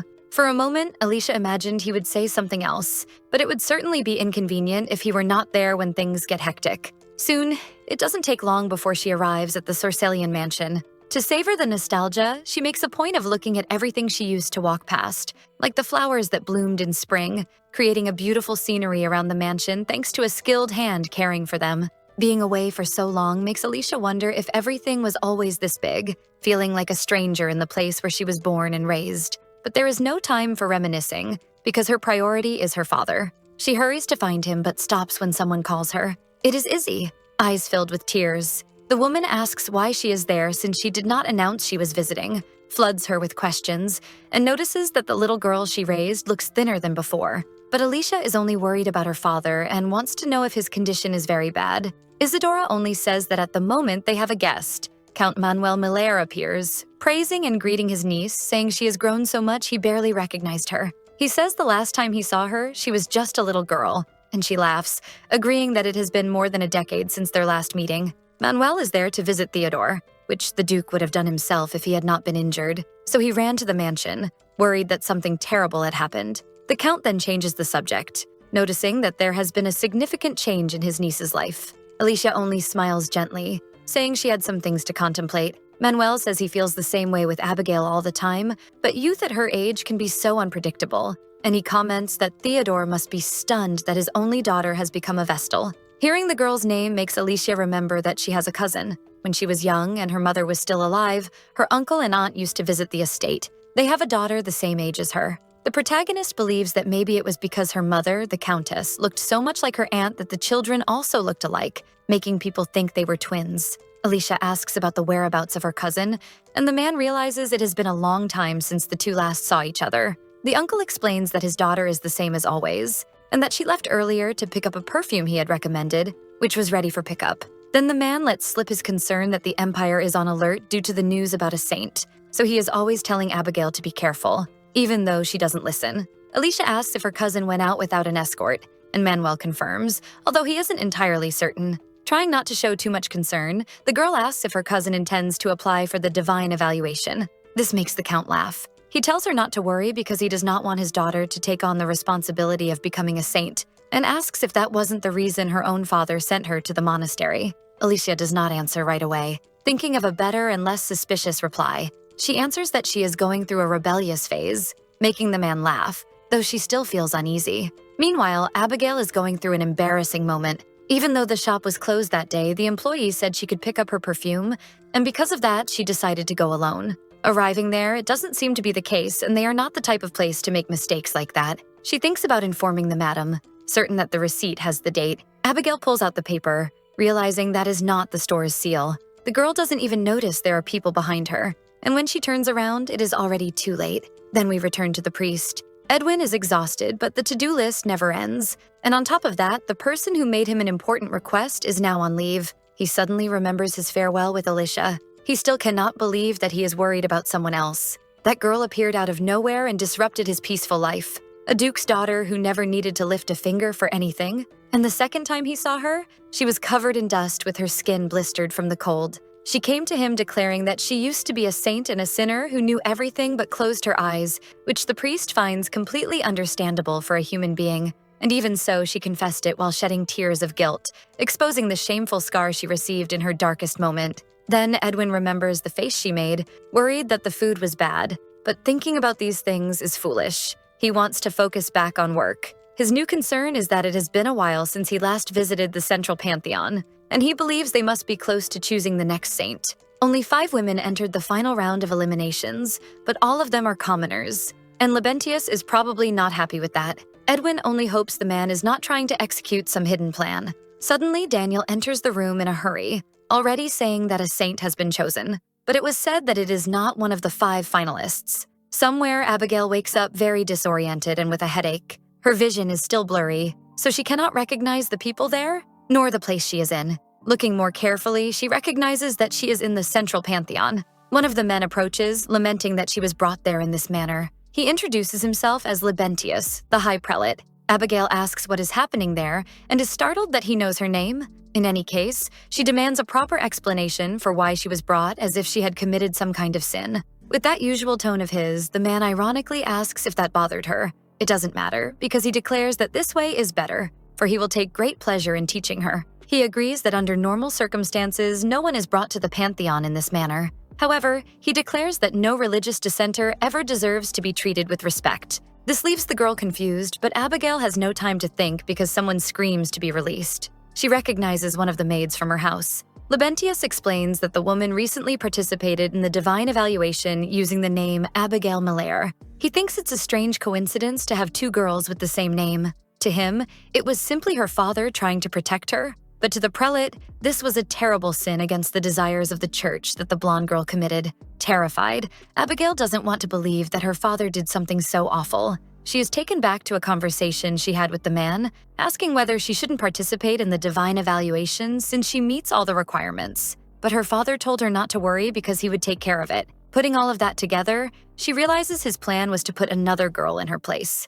Meanwhile, Libentius begins lecturing her, saying that only religious dissidents would be bold enough to go against the will of the great goddess. Then he explodes in anger, shouting that since she is supposedly under the protection and mercy of the goddess, it is unacceptable for her to behave this way, and he is sure she doesn't know that the punishment is not only losing her title and property. The man grabs her forcefully, making her look at him and says, "However, the central pantheon is a place where they can show the mercy of the good goddess, and that if she agrees to be submitted to the divine evaluation, he gives his word that her involvement in this matter will be ignored." Abigail is completely terrified, and at that moment he asks what she would like to do.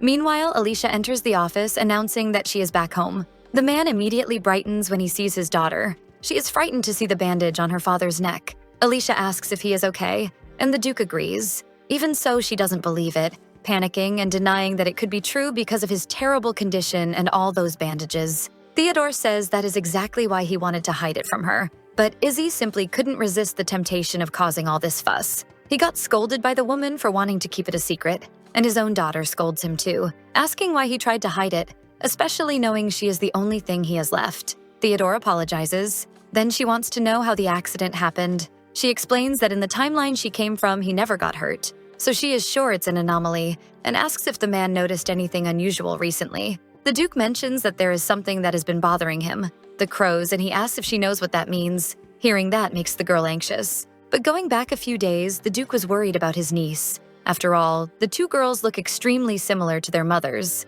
Although he trusted Manuel had taken the correct preventive measures after hearing his warning, he knew that wouldn't be enough. So he met with that man, asking him to deliver a letter to Count Malaire, because knowing that Ali had told the truth, the Pantheon wouldn't let it go. That is why he made the visit, to warn him just to be safe. He was thinking about sending the girls abroad until everything calmed down. Then, during the trip, he noticed the presence of crows, which are usually not common in the area. Soon they became agitated, causing confusion and frightening the horse. Thus, the man fell to the ground and got hurt. After finishing his account of the accident, Theodore mentions the crows. There aren't many around the Sorcellian estate, but suddenly many began to appear, and he believes it has some meaning for his daughter. Of course it does. And thinking about it makes Alicia nervous because it is about Sua. The girl believes it is because of that trick used to provoke her, and this time, for having harmed her father, she will not forgive the witch.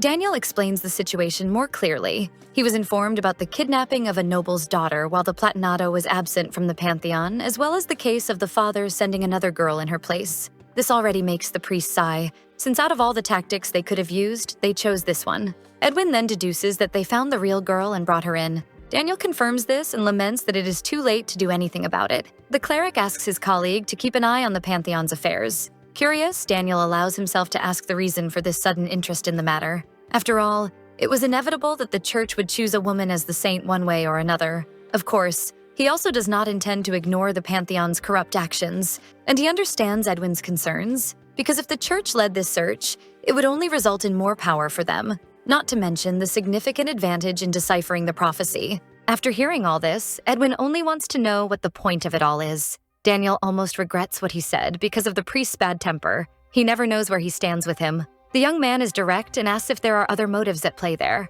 Edwin does not answer. He only repeats the question. Even without saying what it is, the image of the person who made him get more deeply involved in all this immediately comes to his mind. The Platinato says that there is absolutely nothing beyond the reasons already mentioned, and asks why he would spend sleepless nights trying to stop the investigation of a new saint. He says it is simply a matter of aligned interests, which makes Daniel curious about what those are, but everything he needs to know has already been said. Edwin hands him a signed paper, which the dark-haired man finds strange since they already handled all the paperwork. Daniel goes to snoop and ends up surprised by the content. It is a leave form, and the young man reacts like that because he filled out his first. Trying to take advantage, the Platinato asks who is supposed to conduct the mass if Daniel leaves. After all, it cannot be Father Marco, who has mobility issues and would struggle to celebrate an entire mass. Holding back tears, Daniel tries to justify himself but ends up stuttering. And to make things worse, Edwin asks if he expected him to conduct the mass alone. Daniel bursts into tears, begging, because this is the first time he has visited his home in a year, and he has already sent letters announcing his arrival. But compared to him, the Platinato has not visited his family for the last 3 years and 6 months. The dark-haired priest despairs even more. Using an even greater advantage, Edwin says that the monastery is under his leadership and asks whether his colleague has forgotten what that means. He mentions that he also had to make sacrifices and adjust his visits, but now his family is insisting that he go see them as soon as possible, and so he closes the matter. Father Daniel cries even more, declaring that the Platinato is the devil at his doorstep. Either way, Edwin cheerfully says goodbye, saying he will see him soon when he returns to the monastery. Edwin continues his trip in a carriage. In silence, he takes the opportunity to reflect on Daniel's question about whether he has another reason to be so invested in the prophecy. A similar thought comes to mind about the count who sent another girl in his daughter's place. This becomes increasingly difficult. At least Lady Melaire is a distant relative of the Sorcellians, which means Alicia must know who they are. He knows this will be a harsh revelation for the girl, who cannot even bear the thought of a stranger occupying the place that once belonged to her. The Platinato also realizes something is wrong with him, because he is strangely very concerned about this news, accepting that Father Daniel only spoke the truth. Now we go to Abigail, who is completely settled in the Pantheon, even her clothes having been changed. She thinks about the events from an hour ago. She had been asked to step forward. It is a kind of test where she must place drops of her vital fluid into the water. Labentius says that if she is not a saint, the water will remain the same, but if she is, it will turn crystalline. Terrified, Abigail rejects the idea, throwing the dagger to the floor since she had not been informed there would be physical harm. The prelate stays calm and says he understands why she is like this, since she grew up protected with the idea that blood would terrify her, lamenting that they missed that detail. Then he picks up the blade and, with a frightening look, says, "This leaves us no choice but to ask a servant of the goddess to lend you a hand." His words make Abigail very afraid. Labentius approaches her even as she begs him to stay away,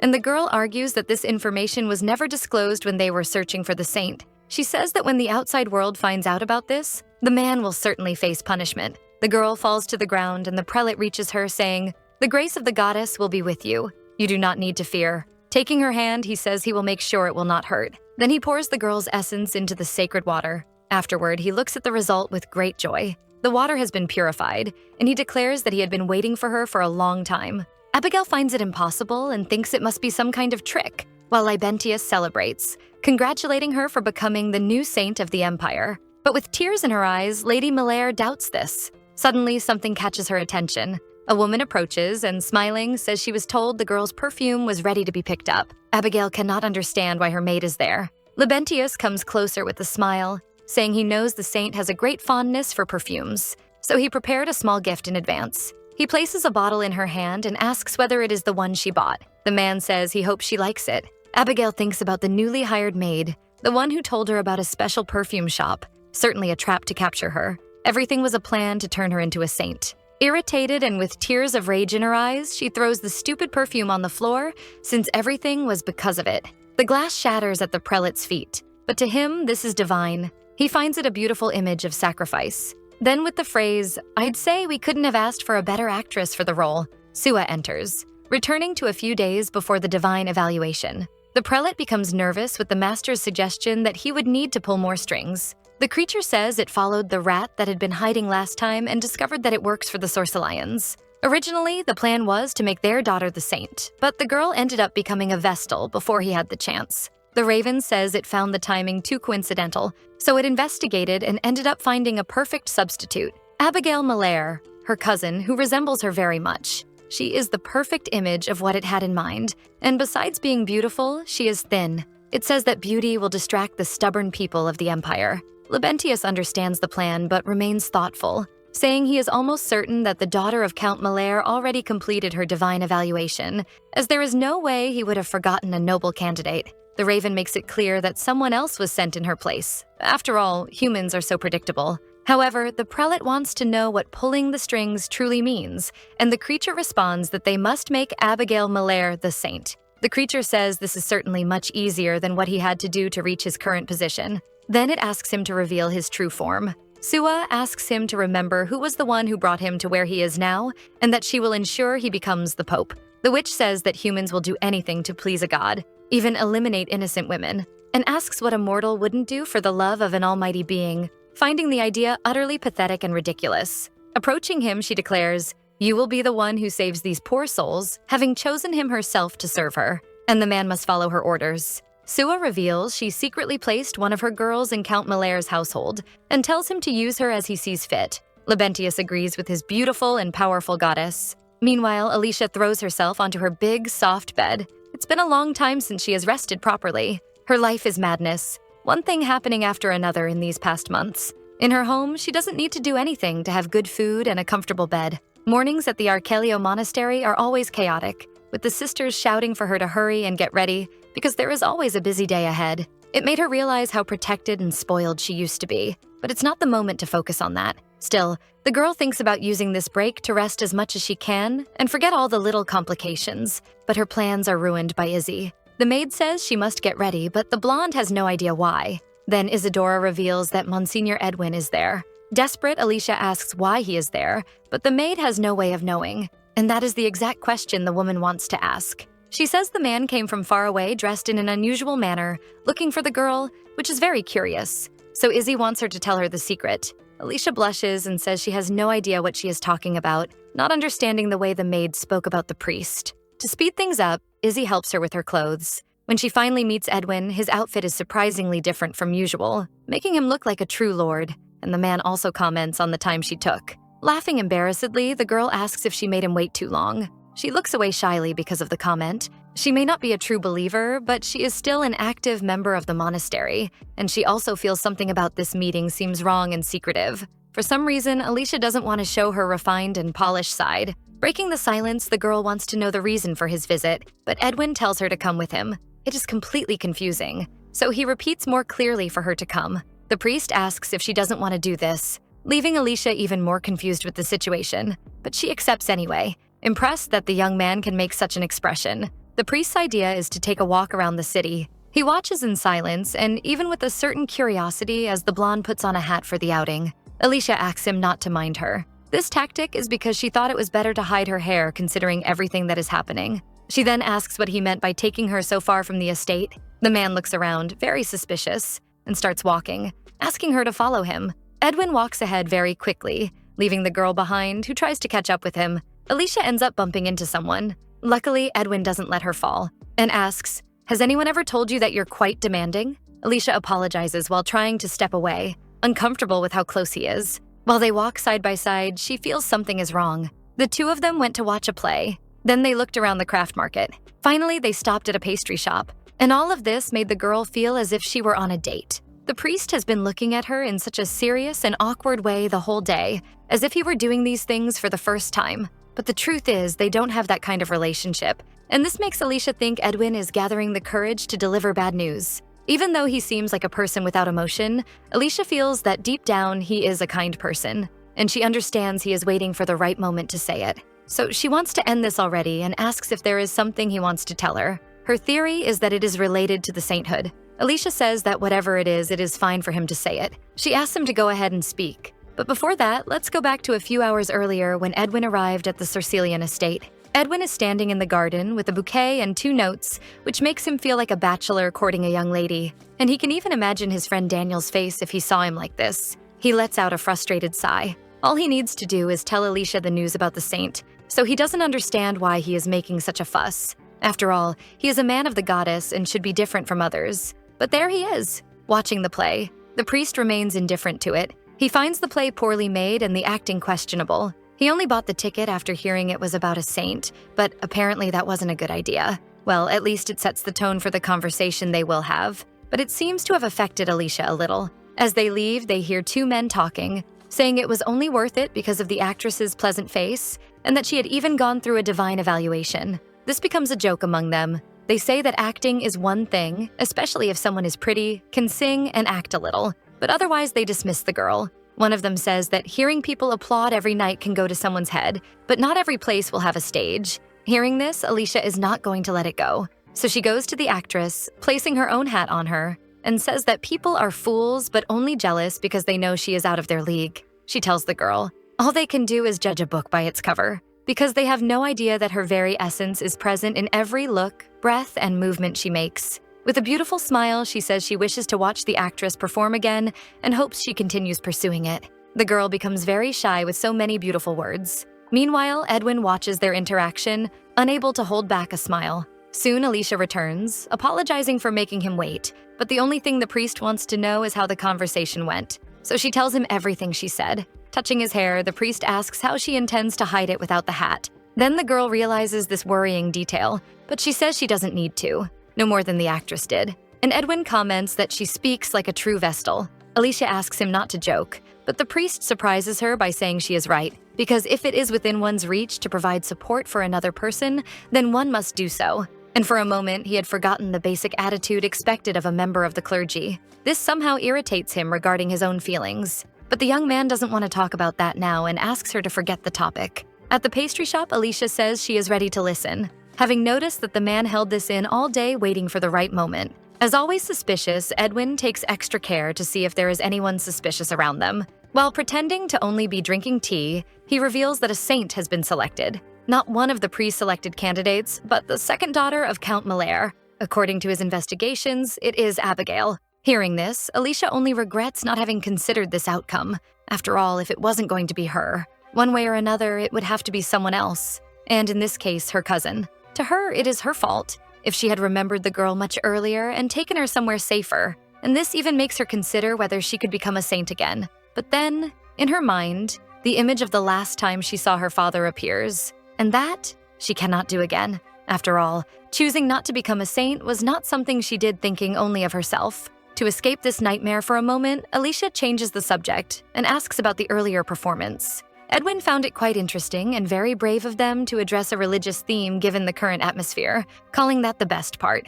The story is about a girl who fought for the enemy after receiving a calling from the gods, only to be labeled a witch and executed. This could be a parallel both to Joan of Arc and to Alicia herself. In the play, the protagonist was honorable and virtuous until her last breath. Even when called a witch, her faith never wavered. That was the part that touched the Vestal the most, because she was not like that. She believes that's why she turned into one, having felt so much anger when they labeled her, and then was taken to the stake. Deep down, she can understand it a little better now. Thus, she reveals that she took her own flesh and blood to the most dangerous place in the Empire for her own safety. And that is why she is a witch. Edwin tries to stop her from blaming herself. But Alicia continues, saying that that title was enough for everyone. Therefore, she will also be one in this timeline. The priest has a sad look. He even considers comforting her in this moment, but ends up giving up halfway. Edwin has more updates to share, which may be good or bad. The next night, the church will receive a debutante presentation for Lady Malaire. This makes her realize that her cousin is going through everything she went through, and they are probably setting up a luxurious stage for the saint and the crown prince to naturally meet. Another thing she knows is that Abigail will serve as a wonderful ornament, while Victor wants a romantic first meeting that will help him in his claim to the throne. Because of this, Alicia's desire is to meet her cousin. But that is not something Edwin can arrange immediately. Since they haven't seen each other since they were children, the Vestal believes Abigail does not remember her appearance. Even so, she has no intention of letting her fall into the hands of the cruel prince, so it is useful to establish contact now. Even if she is terrified of seeing Prelate Labentius and Victor, Alicia decides that she will be the debutante. She made a grand proclamation without a specific objective in mind, yet she wonders what the true reason is for wanting to meet Abigail. And the answer is probably to feel better about herself. The blonde can't help it and hates herself for being this way. Noticing she is very quiet, Edwin asks what is on her mind while offering the sweets she asked for because she hadn't eaten in a while. The priest pushes them onto her plate with the excuse that he can't take them back to the monastery. Even as the leader there, he can't get anything like this in Arkelio, even if she asked for it. so he suggests she eat as much as she wants. But what should have been a kind gesture ends up being a trigger. Alicia remembers that voice saying, "I'll make sure you get as much as you want until you're completely satisfied." Once, Victor said he was capable of doing that. For the saint, just hearing that coming from him is enough. But feeling hurt, the heir declared he had searched through every candy shop, and that he would give her everything the Empire had to offer. Then the scene changes, and Sua begins receiving what once belonged to the blonde. This was reason enough for the witch to taunt her, asking if there was something about her husband giving sweets every day, and that it surely had been done for her as well, since everyone knows what kind of man the prince is. Alicia denies it, making the Empress laugh for defending him even after everything. Sua is cruel in many ways, including with words, so she asks Alicia how it feels not to be loved and adored by others anymore. She slams her dessert while ranting that she is dying to know, wishing for the blonde to be more hated and miserable, because she is there to witness her worst moment. The Empress says she is nothing more than a disposable toy for Victor, being a false saint and now a lying witch who deceived an entire empire, and declares that the blonde should pay for her sins for the rest of her life while writhing and agonizing in pain. Alicia doesn't understand why she is thinking about this. Edwin ends the silence by saying she is showing her true colors as a noble, asking whether she forgot how to eat after leaving the monastery. Alicia was surprised for not noticing that, while she was lost in her thoughts, the priest had handed her the dessert. Edwin takes a piece of the sweet and pushes it toward her. Already out of patience, he asks what she is waiting for and complains that she doesn't notice he is trying to be affectionate with a member of the monastery, even shy. In the end, Alicia ends up accepting that generous piece. Then the priest asks what it tastes like. The blonde finds it a little too sweet, which makes her unable to feel the tip of her tongue. Edwin had thought she liked that kind of thing since the girl asked for it so much. Thinking carefully, the blonde never actually liked sweets. In a way, it's a good thing since she won't be able to have such things in a monastery anyway. But at least, in a strange way, Alicia feels a little better. Edwin returns to the subject of her thinking she is a witch. To him, Alicia is too naive to be one, since she clearly has her own opinions about being punished. And he immediately uses as an example the fact that even when being scolded, the blonde can barely say a word. So how could she be wicked? It makes no sense. After all, if a woman with the courage to give away her own hat to protect another is a witch, he questions what someone with a vasara and vital fluid on their hands should be called, thus being certain that someone out there would be willing to protect her in the same way. Finally, Alicia is back at her mansion. Noticing the dinner table set, the girl says it wasn't necessary for them to wait for her. Either way, her father says he can warm the food. Theodore, like any other father, only relaxed when his only daughter was out there, doing who knows what with a tall gentleman from the monastery, which he imagined to be safer. Alicia says not to worry since he is just a kind man who cares, and that anyway he came to share an update about the saint selection. She tells him that the church is organizing a last-minute debutante ball for the next day. The man also finds it strange since that usually happens at the end of autumn and already imagines the reason behind it. This is the moment the vestal reveals that Abigail is the new saint, and that this was probably planned as soon as they found out about the Malaire girl. Since they are the same age, she knows Abigail still wouldn't have been introduced to society. With a tired sigh, Theodore understands that everything is happening exactly as they want. Alicia says that it's not too late to take action. Even if she can't prevent Abigail from becoming a saint, she can still help her get out of it. So she tells him her intention to participate in the debutante ball. She asks if it's too late to join, but to Theodore the only problem would be the preparations. Since there is no way to convince her otherwise, the Duke agrees to help, also knowing that Izzy will be the one truly happy about it. Certainly, the woman will freak out because he will be presenting his only daughter to society with just one day of preparation, and she'll want to buy dresses, shoes, and jewelry immediately. But there's nothing they can do, and there is something else the father wants to give her, which makes her curious. In any case, the Duke would like to celebrate her coming of age. Alicia immediately remembers the emerald necklace her father gifted her in that life, but Labentius forced her to wear another. So if it really is that, she doesn't know what she will do since she can't wear it in the monastery. She follows her father in silence, until she notices they are going to her mother's room. It is the place where he keeps everything that belonged to Helena because looking at any trace of her hurt too deeply. But there is one thing he couldn't store away. Alicia doesn't know what it could be, until her eyes shine upon seeing the beautiful dress. Theodore looks at it with great admiration. Helena wore it at her debutante ball, being the most beautiful woman at the event, and she spoke to him, making him feel like he was in a beautiful dream. The Count says he is curious to see how his daughter will look in it. Since it is out of fashion, the father asks what she thinks, but Alicia is completely emotional. She touches the dress gently, thinking it is a wonderful gift, and promises she will have a lot of fun. Edwin is in a carriage. As he admires the scenery, he ends up remembering the moment he was with the Vestal. At that moment, the priest said he had the impression she had no plan for this, and his instinct was indeed correct. But Alicia wasn't considering the idea of being a guest at the ball, nor had she thought of her appearance. And also it had not been announced that Lady Sorcellian was a nun. Theodore kept this a secret to avoid any suspicion related to the saint selection.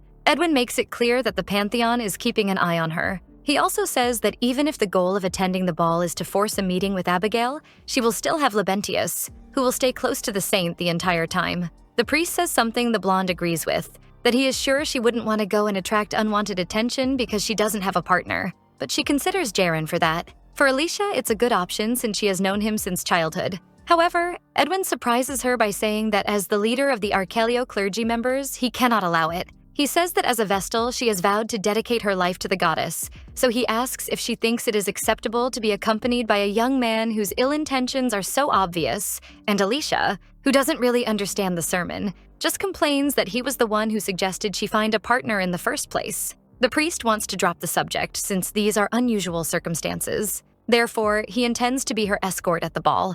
Alicia is caught off guard, unable to believe it is really him, and Edwin asks who else she thought she would go with. The girl, even stammering, denies having anyone else, so the priest schedules to pick her up the next day. He then says goodbye with that promise. Now in the carriage, he regrets having done something foolish again. Being clergy means leaving behind any life one once had, to dedicate oneself to the goddess entirely. Ever since Edwin completed his divinity training, worldly things stopped making sense. And this time, he volunteered to return to a world that makes him dizzy, finding it ridiculous. He is received by Isadora, who won't stop talking about how relieved she is that he will be the one escorting Lady Sorcellian to the ball, especially that one who is always such a troublemaker. Before she says anything else, Alicia appears, asking her not to embarrass her in front of His Eminence. Besides the suffering she endured with the lady helping her get ready, shouting for everyone around her to grab dresses and jewelry, and complaining that the girl's hair, which used to be so silky, was now in a pitiful state. But Izzy defends herself, saying that the lady certainly didn't plan on showing up to the ball looking the way she had been.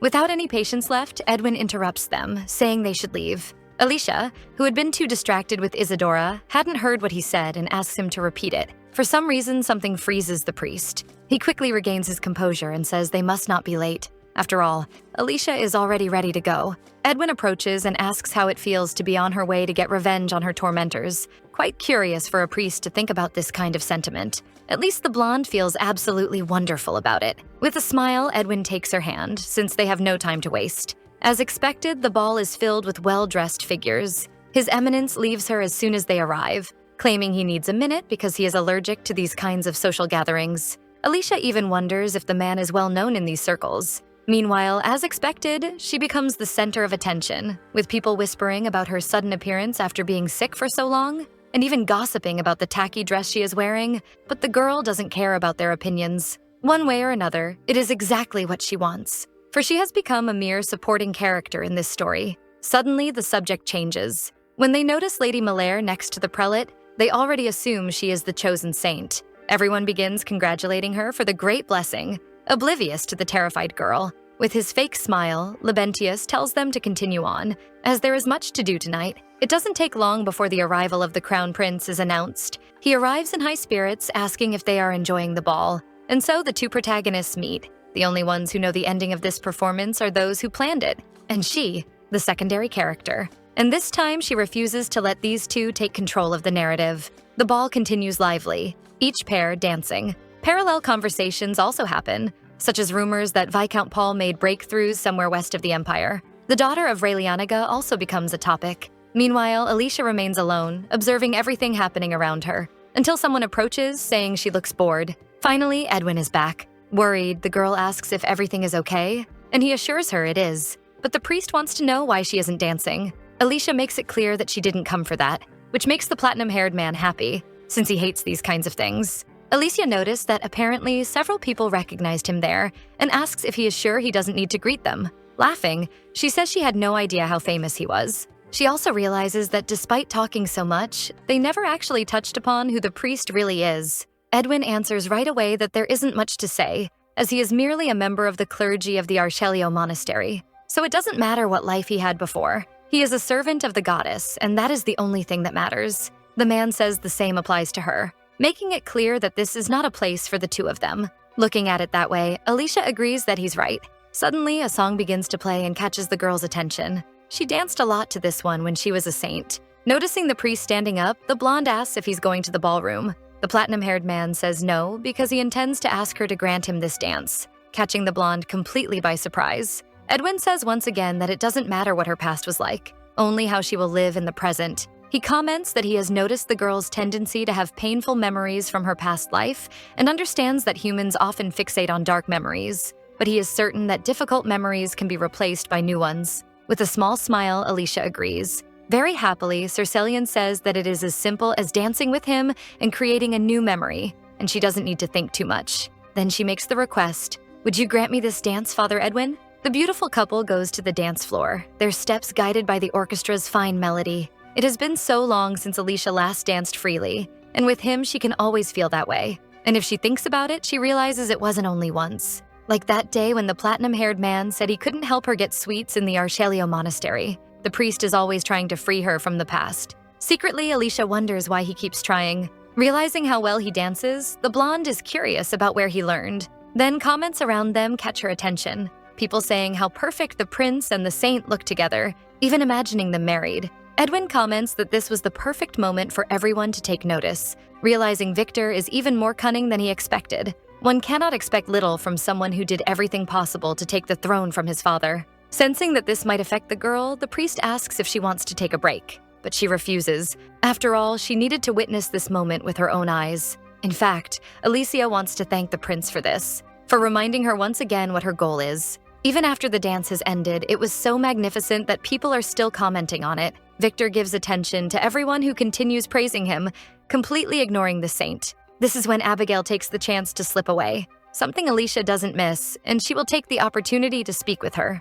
Alicia follows her cousin's path. Even without being told anything, she once walked that same way and knows that the second floor is the ballroom, and the third is the terrace in the west wing, a quiet place with almost no one around. That is where Abigail will be waiting for Victor, who will never appear. The prince had whispered in her ear about the place he goes to when tired of all the flattery and made it clear that he would go. Alicia knows the words spoken and that they would have felt like a lifeline in such a vast and lonely hall. A trap set by him, and all she had to do was wait for Alicia to fall into it. And now, thinking about it, she believes he must have found it very amusing to see her walk in dancing into a cold cell when she thought a warm home awaited on the other side. That is why she will not let Abigail face the same thing, because it was already more than enough that they had their fun with her. Alicia apologizes to her cousin, saying she didn't know the place was occupied. The saint quickly tries to hide her tears and says she had just come in, and her intention is to return to the party before saying something she may regret. Her cousin is about to leave when the nun says she wouldn't mind having her company there,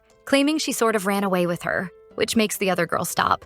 Alicia tries to draw her in, saying one needs a place to go to when tired of so much flattery. And by coincidence, that place is perfect for that. And, well, that makes the saint wonder who this girl who won't stop talking even is. Abigail tries to ask something but stops, curious how this stranger knows about the prince's secret spot. She suspects there's something more behind it. She also notices the strong resemblance between them. Sensing the discomfort, Alicia reassures her, saying she only wants to talk. Holding her hand, she says that it should be a glorious day for her as the future saint, so there must certainly be a reason for those tears. Gently, the nun asks if she wants to talk about it, but she ends up leaving Abigail a bit alarmed about whether she should really tell her. Ever since she stepped into that ballroom, it felt like she was at war, with nobles fighting for her attention, wanting to start conversations, making it impossible to tell who was a friend or an enemy. However, there is this girl who looks so much like her, who also has golden hair and cerulean eyes, and who might understand how strange the divine evaluation was.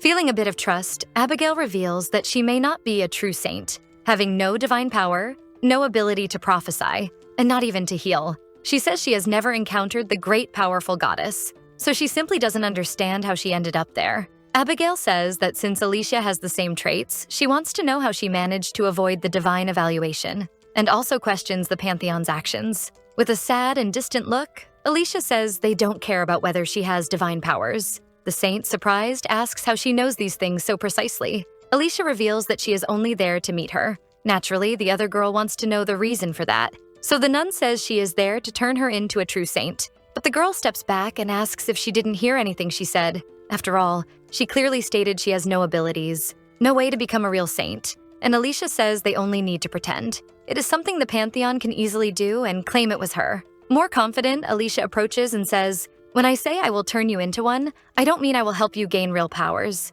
and asks her to think carefully about it. She says what she needs is power and influence. Alicia makes the saint question who will benefit the most if she ends up marrying the prince. It doesn't take much for Abigail to understand that becoming a saint and a princess will allow Victor to use the prophecy as a weapon to assert himself as the first in the line of succession to the throne.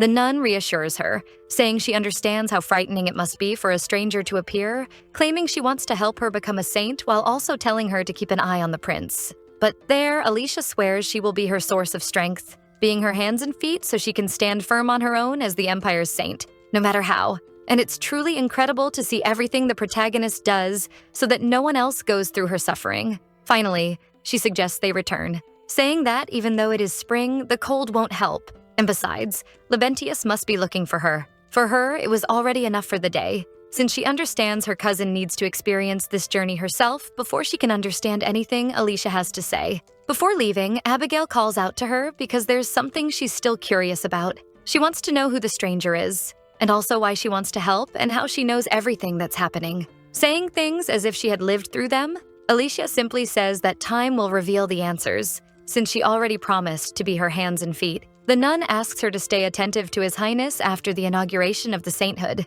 because she will meet her again when the prince's foundation begins to falter. She returns to Edwin, who asks how the meeting went, so the girl says it went well, but her concern is whether she made him wait again. Alicia sits beside him and calls for him, asking if he would hear her confession when they return to the monastery, because she believes she acted dishonorably by deceiving someone, and he is surprised a nun would ask such a thing. After all, it is his job to do that, to guide sinful souls to the goddess's feet. Therefore, he makes it clear that she may use him for that however she needs, if it helps ease the burden on her shoulders. Edwin declares that he will gladly take care of her soul as a servant of the great lady, and finally softens the tone, saying, "It may be spring, but the winds are still sharp, aren't they?" With her mission complete, the girl returns home, and soon her father wants details of how everything went. Alicia is surprised he waited for her, but he wouldn't stop worrying about her at the ball. The girl tells her father not to act silly. At that moment, the butler appears, saying that despite acting playful now, the man was dying of worry. Brian reveals that his lord tried several times to sneak out and go to the party, and he barely managed to convince him to sit in the office and stay there until she returned. Theodore laughs awkwardly, saying he has noticed the butler has been talking too much lately, causing some bickering between the two men as the butler also mentions hearing his heavy footsteps keeping everyone on the estate awake. And it all ends with Brian being sent home. Alicia laughs at the small situation and at her father worrying so much.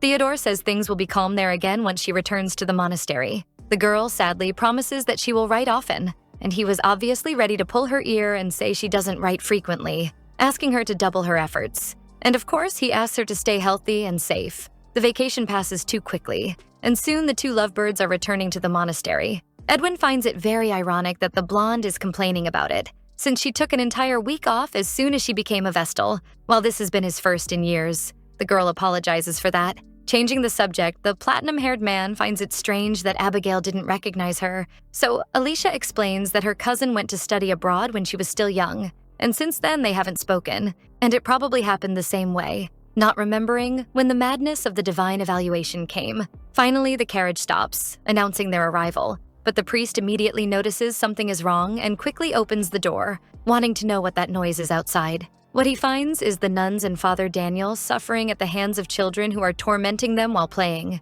The scene is shocking for the newcomers. In panic, Daniel explains that he tried everything to refuse, but that it wasn't a choice. It was a direct order. Edwin has barely arrived and already has a lot to handle, while Alicia helps calm Sarah down with a bit of water. The platinum-haired man asks whether the Central Pantheon sent all the orphans under their care. Sarah confirms, saying it happened as soon as he left, and the Pantheon claimed they no longer had capacity for them and sent them there. Edwin gets irritated, since this situation happened because Father Marco isn't in condition to take charge, and Daniel is still young, so he couldn't say anything. The sister says they received 42 children, and that, counting the ones already there, the total is 60. She tells him that for the past week they've been sleeping in the library because it was the warmest place they could think of. Edwin orders the storerooms to be emptied so they can be reused to create appropriate spaces for the children, and this task falls to Daniel. With them back, Sarah feels relieved that things are finally being resolved. All of this makes Alicia feel guilty. She says the girl has been working so hard and that if she had known what was happening, she would have returned sooner. But the sister is fine with it, since Alicia was thinking about her father, and she's happy she managed to rest. Edwin calls everyone's attention, saying that until they can send the children back to the Pantheon or to another monastery, they will remain under their care. Then he asks if there's enough food, but that's the current problem. The kitchen is completely empty. Alicia is shocked by the situation, since there were supplies stacked all the way to the ceiling before they left. And if she thinks about it, they weren't even gone that long. Edwin, however, isn't surprised, since suddenly there are twice as many mouths to feed. Sarah laments the situation, saying she should have foreseen it, but he understands she must have had a lot of work caring for the children. The priest is truly worried about how they will feed them. Anything will have to do, even a thin soup. Hearing this, Alicia volunteers, mentioning a recipe she learned at the Imperial Monastery, since they were always in this kind of situation there. Because they weren't funded by the Central Pantheon, they operated self-sufficiently, meaning fewer ingredients in most meals. Edwin asks if she can handle it. Excited, the blonde accepts the mission. Meanwhile, he will take care of the children, which surprises her. He defends himself, saying he gets along very well with children, though Alicia secretly thinks he actually just scares those poor kids. The leader of Archelio orders everyone to start moving since time is essential. Sarah is responsible for helping in the kitchen. Poor Daniel is suffering with the cleaning, and the priest ends up becoming the center of curiosity for the little ones. Alicia is calm, having gathered enough ingredients. On the way back to the kitchen, something catches her attention. Someone is singing, and she assumes it must be the choir practicing. Peeking inside, she discovers the one conducting them is Edwin. He is teaching the children. This discovery is both impressive and charming to her, but she quickly remembers that every pair of hands is needed elsewhere. At least this proves the priest wasn't lying when he said he's good with children. Night is already at its deepest point. Finally, Alicia can sit down to rest. She never imagined taking care of children could be so exhausting. A voice surprises her, saying she did a good job. It's Father Edwin, and she only found it strange because the man has lost his voice after severely underestimating the children's energy. Alicia praises him, saying the children seem to like his company very much, but the platinum-haired man had already made it clear that he gets along well with them. Being a member of the clergy, he should at least be capable of that. Suddenly, Edwin says that they are finally alone, which startles the girl, but it's to discuss what she plans to do regarding Abigail, and in a strange way, she agrees. Alicia starts by asking about His Majesty's health. The priest finds that odd, so she has to explain that in her other life, the Emperor's health began deteriorating rapidly around this time. Edwin understands that the girl is implying someone caused that on purpose, not to mention she seems a bit unsure. He encourages her to continue, wanting to know what this has to do with Abigail. Alicia explains that Labentius won't sit still and watch it happen. He will use His Majesty's health as an excuse to keep the saint glued to the Emperor's side day after day for Mass as a strategy to look good. Edwin understands that the Mass for such an occasion will be difficult for the Pantheon to lead alone, and she adds that help will be requested from the other monasteries. The man immediately understands what she means, because that is exactly what the nun is hoping for. The only way for either of them to enter the palace as members of the clergy. All she needs is to be assigned as lectorate. She has heard there are precedents for a nun receiving such a position, and if she can participate in the Mass in Father Marco's place, since he struggles to walk, that way she can also communicate with Abigail more easily. Alicia says she knows fragments of what will happen from now on, and if she can help her cousin up close, it's possible to make others believe she is a true saint. Thus, people won't be able to accuse her of being a witch later. Touching the priest's hand, the girl asks if he can help her. Edwin quickly pulls away, giving a sermon that it is a very serious sin for a clergyman to have any physical contact with a woman or a child. Pulling himself together, he explains he must remain without sin, and would appreciate it if she refrained from any unnecessary physical contact. Alicia apologizes for the mistake, realizing the priest becomes very strict and sanctified in moments like this. Going deeper into the matter, Edwin says he understands what she's trying to say, and will see what he can do about it. A brief silence settles between them, until the priest breaks it, asking if she remembers that on the night of the ball she had something she wanted to confess. Alicia remembers it, but with everything happening, she completely forgot, and now it's too late. The priest says he plans to stop by the Central Pantheon the next day to check how things are going. Approaching her, he says he might have time to listen when he returns and asks if she will be available. Nervous from the closeness, Alicia is the one who steps back this time and agrees. They were only talking about confession, yet the nun doesn't understand why her heart is beating so fast. In Labentius's presence, the man says he hopes the trip there wasn't difficult, especially so early. Edwin only thinks this old man is becoming more senile, but what he actually replies is that it was far from a walk in the park. Then he goes straight to the point, saying the number of mouths to feed in the monastery has suddenly increased, wanting the old man to explain how that happened. Laurentius is an astute man despite everything. Acting clueless, he asks what he means by that. But Edwin doesn't fall for it and says there is no way he doesn't know, asking if he hasn't noticed how the pantheon is quieter than usual. Laurentius begins by saying the place is a sacred space of worship for the great goddess. And of course, things should be as peaceful as they always were. But Edwin has no patience for jokes. He immediately asks why he sent those children to his monastery, arguing that Archelio has no space or resources, having to house them in a library for lack of a proper place, and not even having funds to feed them properly. Laurentius says he can help with the financial issue, but that is not what the platinum-haired man asked. The prelate reveals that early the next morning they will announce the saint, and they cannot leave her without instruction before being taken to the palace, and that everyone there is being positively bombarded with work. Edwin asks if that's why he sent 42 children away just to educate a saint, and asks what is wrong with her. The old man even feels offended by the question. He starts with his usual talk of belittling the platinum-haired man, saying he still has a long way to go because he has no idea of the crucial role she will play, saying it is time to understand what it truly means to be a saint. And that is when Edwin realizes the old man is different. Laurentius then says, "The saint is simply a scapegoat for our goal." The man asks him to think about what it means to be a deity, being invisible to human eyes and not even interfering in their affairs and to the rest of the people, nothing more than an illusion. This makes the priest wonder how a member of the clergy can say something like that. Laurentius says that humans are weak, and when someone comes and says they will take away their sins and pain, they will believe it, even if it's false. A divine being who will judge everyone equally, who has the power to forgive, and who will remove all pain and agony. A being far better than any human in this world. Someone who will make everyone kneel to confess and ask for forgiveness. And that is when the church steps in to offer forgiveness in the name of the goddess, who had mercy on everyone's fragility and sent a saint to be the sacrifice. Edwin finds this absurd, but the prelate simply says he hopes this helps him understand the importance of the saint. The priest is back at Archelio. Edwin is furious at Laurentius, who finally showed his true face and thinks about what he should do regarding what he heard. But he can't act at this exact moment because it's announced that someone is there to confess. He doesn't even need to hear the name to know who it is. Alicia soon enters the confessional.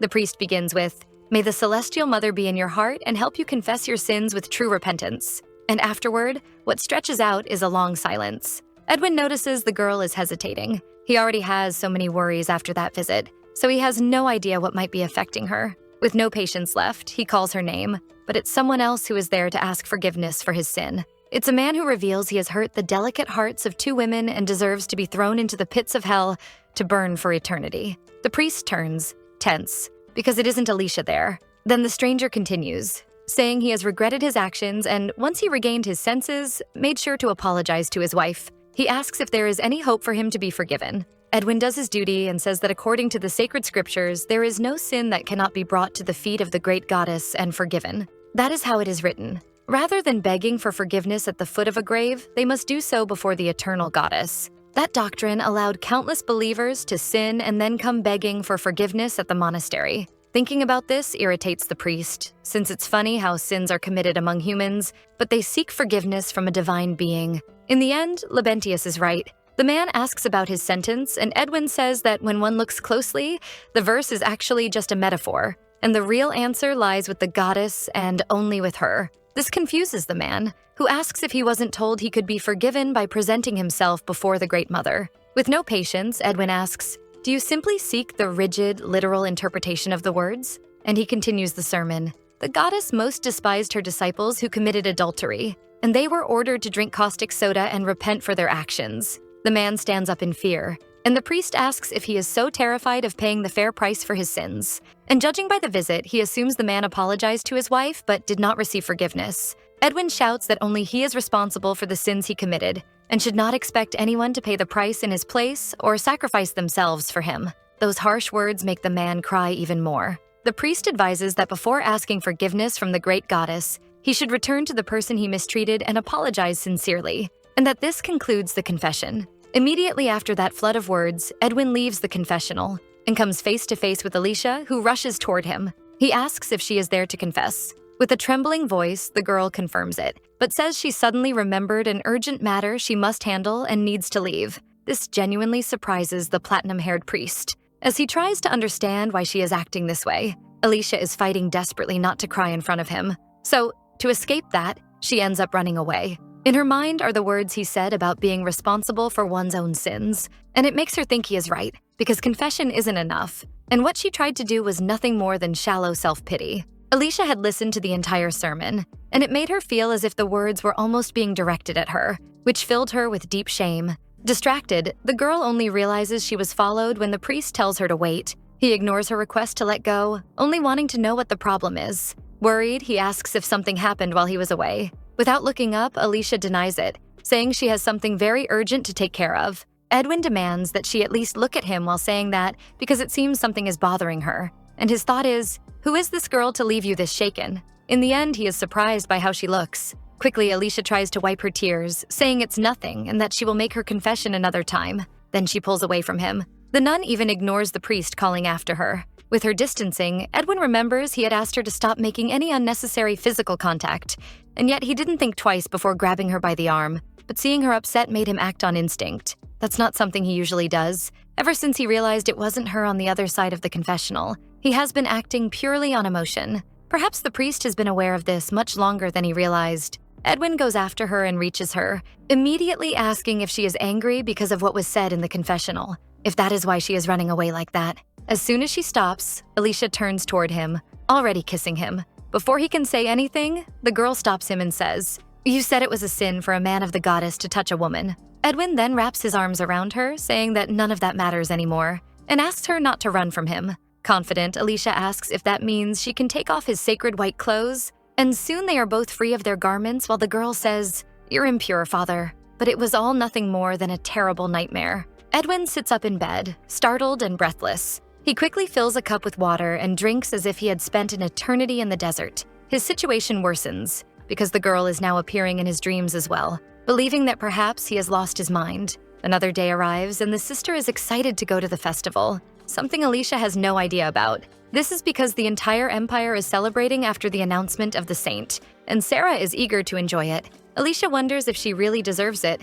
After all, at this very moment her cousin is wearing the saint's robes in her place and is probably suffering humiliation and pain. So she answers that she thinks it's better to stay and clean, but the redhead tries to convince her, saying the other sisters will leave early in the morning, which means they can go in the afternoon. But if Cercilian remembers correctly, the others are going to a formal duty. And that doesn't stop Sarah, who says they will do the same. The redhead says everyone is planning to relax. However, Alicia is distracted, thinking she needs to buy some things at the market, and after what happened last night, she is far too embarrassed to face the priest. So she thinks leaving is the best option. Then she says that if she manages to finish the cleaning before the afternoon, she will go, which excites the redhead. Sarah wants to hurry everything to leave as soon as possible. While working, the sister asks Alicia about her noble lineage and whether she met the saint before. The blonde confirms it, giving the sister the opening to ask what she is like and whether she really looks like an angel. If Labentius could create his ideal saint, she would be exactly like Abigail, and just like Alicia herself in the past. But the only reply Alicia gives is that her cousin is good. Sarah asks if the two are acquaintances or friends, feeling jealous of it, but Alicia lies, saying they only spoke twice, saying she is much closer to Sarah than to the saint since the two of them talk, clean rooms together, and will soon go to the festival. The redhead promises they will eat well when they go. However, upon arriving there, Sarah is shocked by what she holds in her hands. She complains that they raised the festival prices to almost double what they were before. At least the potato is really tasty, even if it's not much different from the ones at the monastery. Excited, Sarah says maybe it tastes better because they are sharing it. Alicia smiles and agrees. Suddenly, the redhead asks if she is okay, catching the blonde off guard. Sarah says she was worried because Alicia seemed very down this morning, so she wondered if the outing had changed that. Alicia is surprised that the sister suggested going to the festival because she was worried about her. She says she feels much better and thanks her for it, and the redhead says that staying inside the monastery all the time can make them feel suffocated. That's why Sarah says they should go on outings like this more often. The two girls run together, excited. As they walk side by side, they talk more about how the day had been fun for both of them, unable to remember the last time they enjoyed themselves this much. Sarah admits she's happy her friend arrived at the monastery and even prayed that they would grow closer and spend time together like this, just as Alicia is grateful for the same. Only now do they realize it's almost nightfall, so they need to hurry back. Alicia gets distracted looking at the list of things they still need to pick up, so she doesn't notice a carriage approaching at high speed. Sarah runs to her in time to push her out of the way.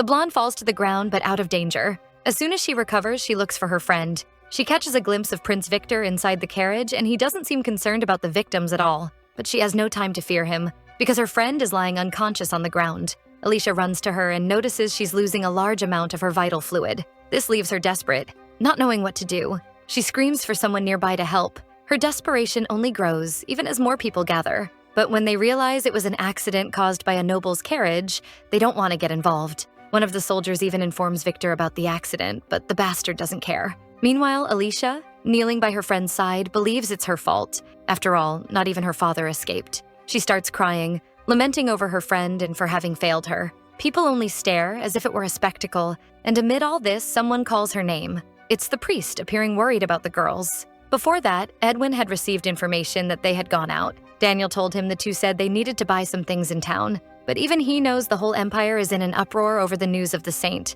and the sisters are going out to witness it. Edwin stands up, immediately saying he needs to go to the city as well. After all, if they're shopping at the market, there's no way two sisters can carry everything alone, completely ignoring Daniel asking about the work he still has to do. Once again, he acted differently from what he should, and this time it may save a life. He had no idea something like this could happen. Alicia sees the priest and stammers, asking what she should do, insisting it's all her fault. Edwin tries to calm her, saying he will find a doctor for Sarah immediately. Worried, he asks how she is. Since she has only a scratch, he asks if she can run back to the monastery and inform everyone about what happened. And that's what she does. Back at the monastery, the girl waits until she notices Edwin's presence. He asks if she was waiting there the whole time. Saying that wasn't her intention, Alicia bombards him with questions, wanting to know Sarah's condition. Luckily, she's alive, but still unconscious. However, her leg was severely injured, and even if she wakes up, it's highly likely she won't be able to use it again. Alicia's eyes fill with tears once more, saying it's her fault, lamenting that she didn't pay attention. Edwin tries to reassure her, saying that witnesses said it was an unfortunate accident and there's no way it could be her fault. Even hearing that, Alicia can't avoid breaking down in tears. Sarah soon woke up, but just as the priest said, she could no longer walk and was ordered to return home. Alicia saw her friend when she left the doctor. However, she couldn't say anything, not even an apology or a comforting word. On the other hand, it was Sarah who asked why she looked so sad. Alicia then managed to apologize, once again blaming herself for what happened. Then the redhead explains that while she was unconscious, she had a long dream where she was trapped in darkness, and then she heard Alicia's voice calling her from somewhere. That almost angelic voice calling her, and saying it was time to wake up. When she followed that voice, she was guided toward the light, and that was how she escaped that place and returned to the world. Sarah asks if saying she only woke up because of her would alarm her. Well, either way, she insists. That's how it happened. The redhead says she holds no resentment at all and is relieved that Alicia is okay. And so the girl left, still with her strong faith.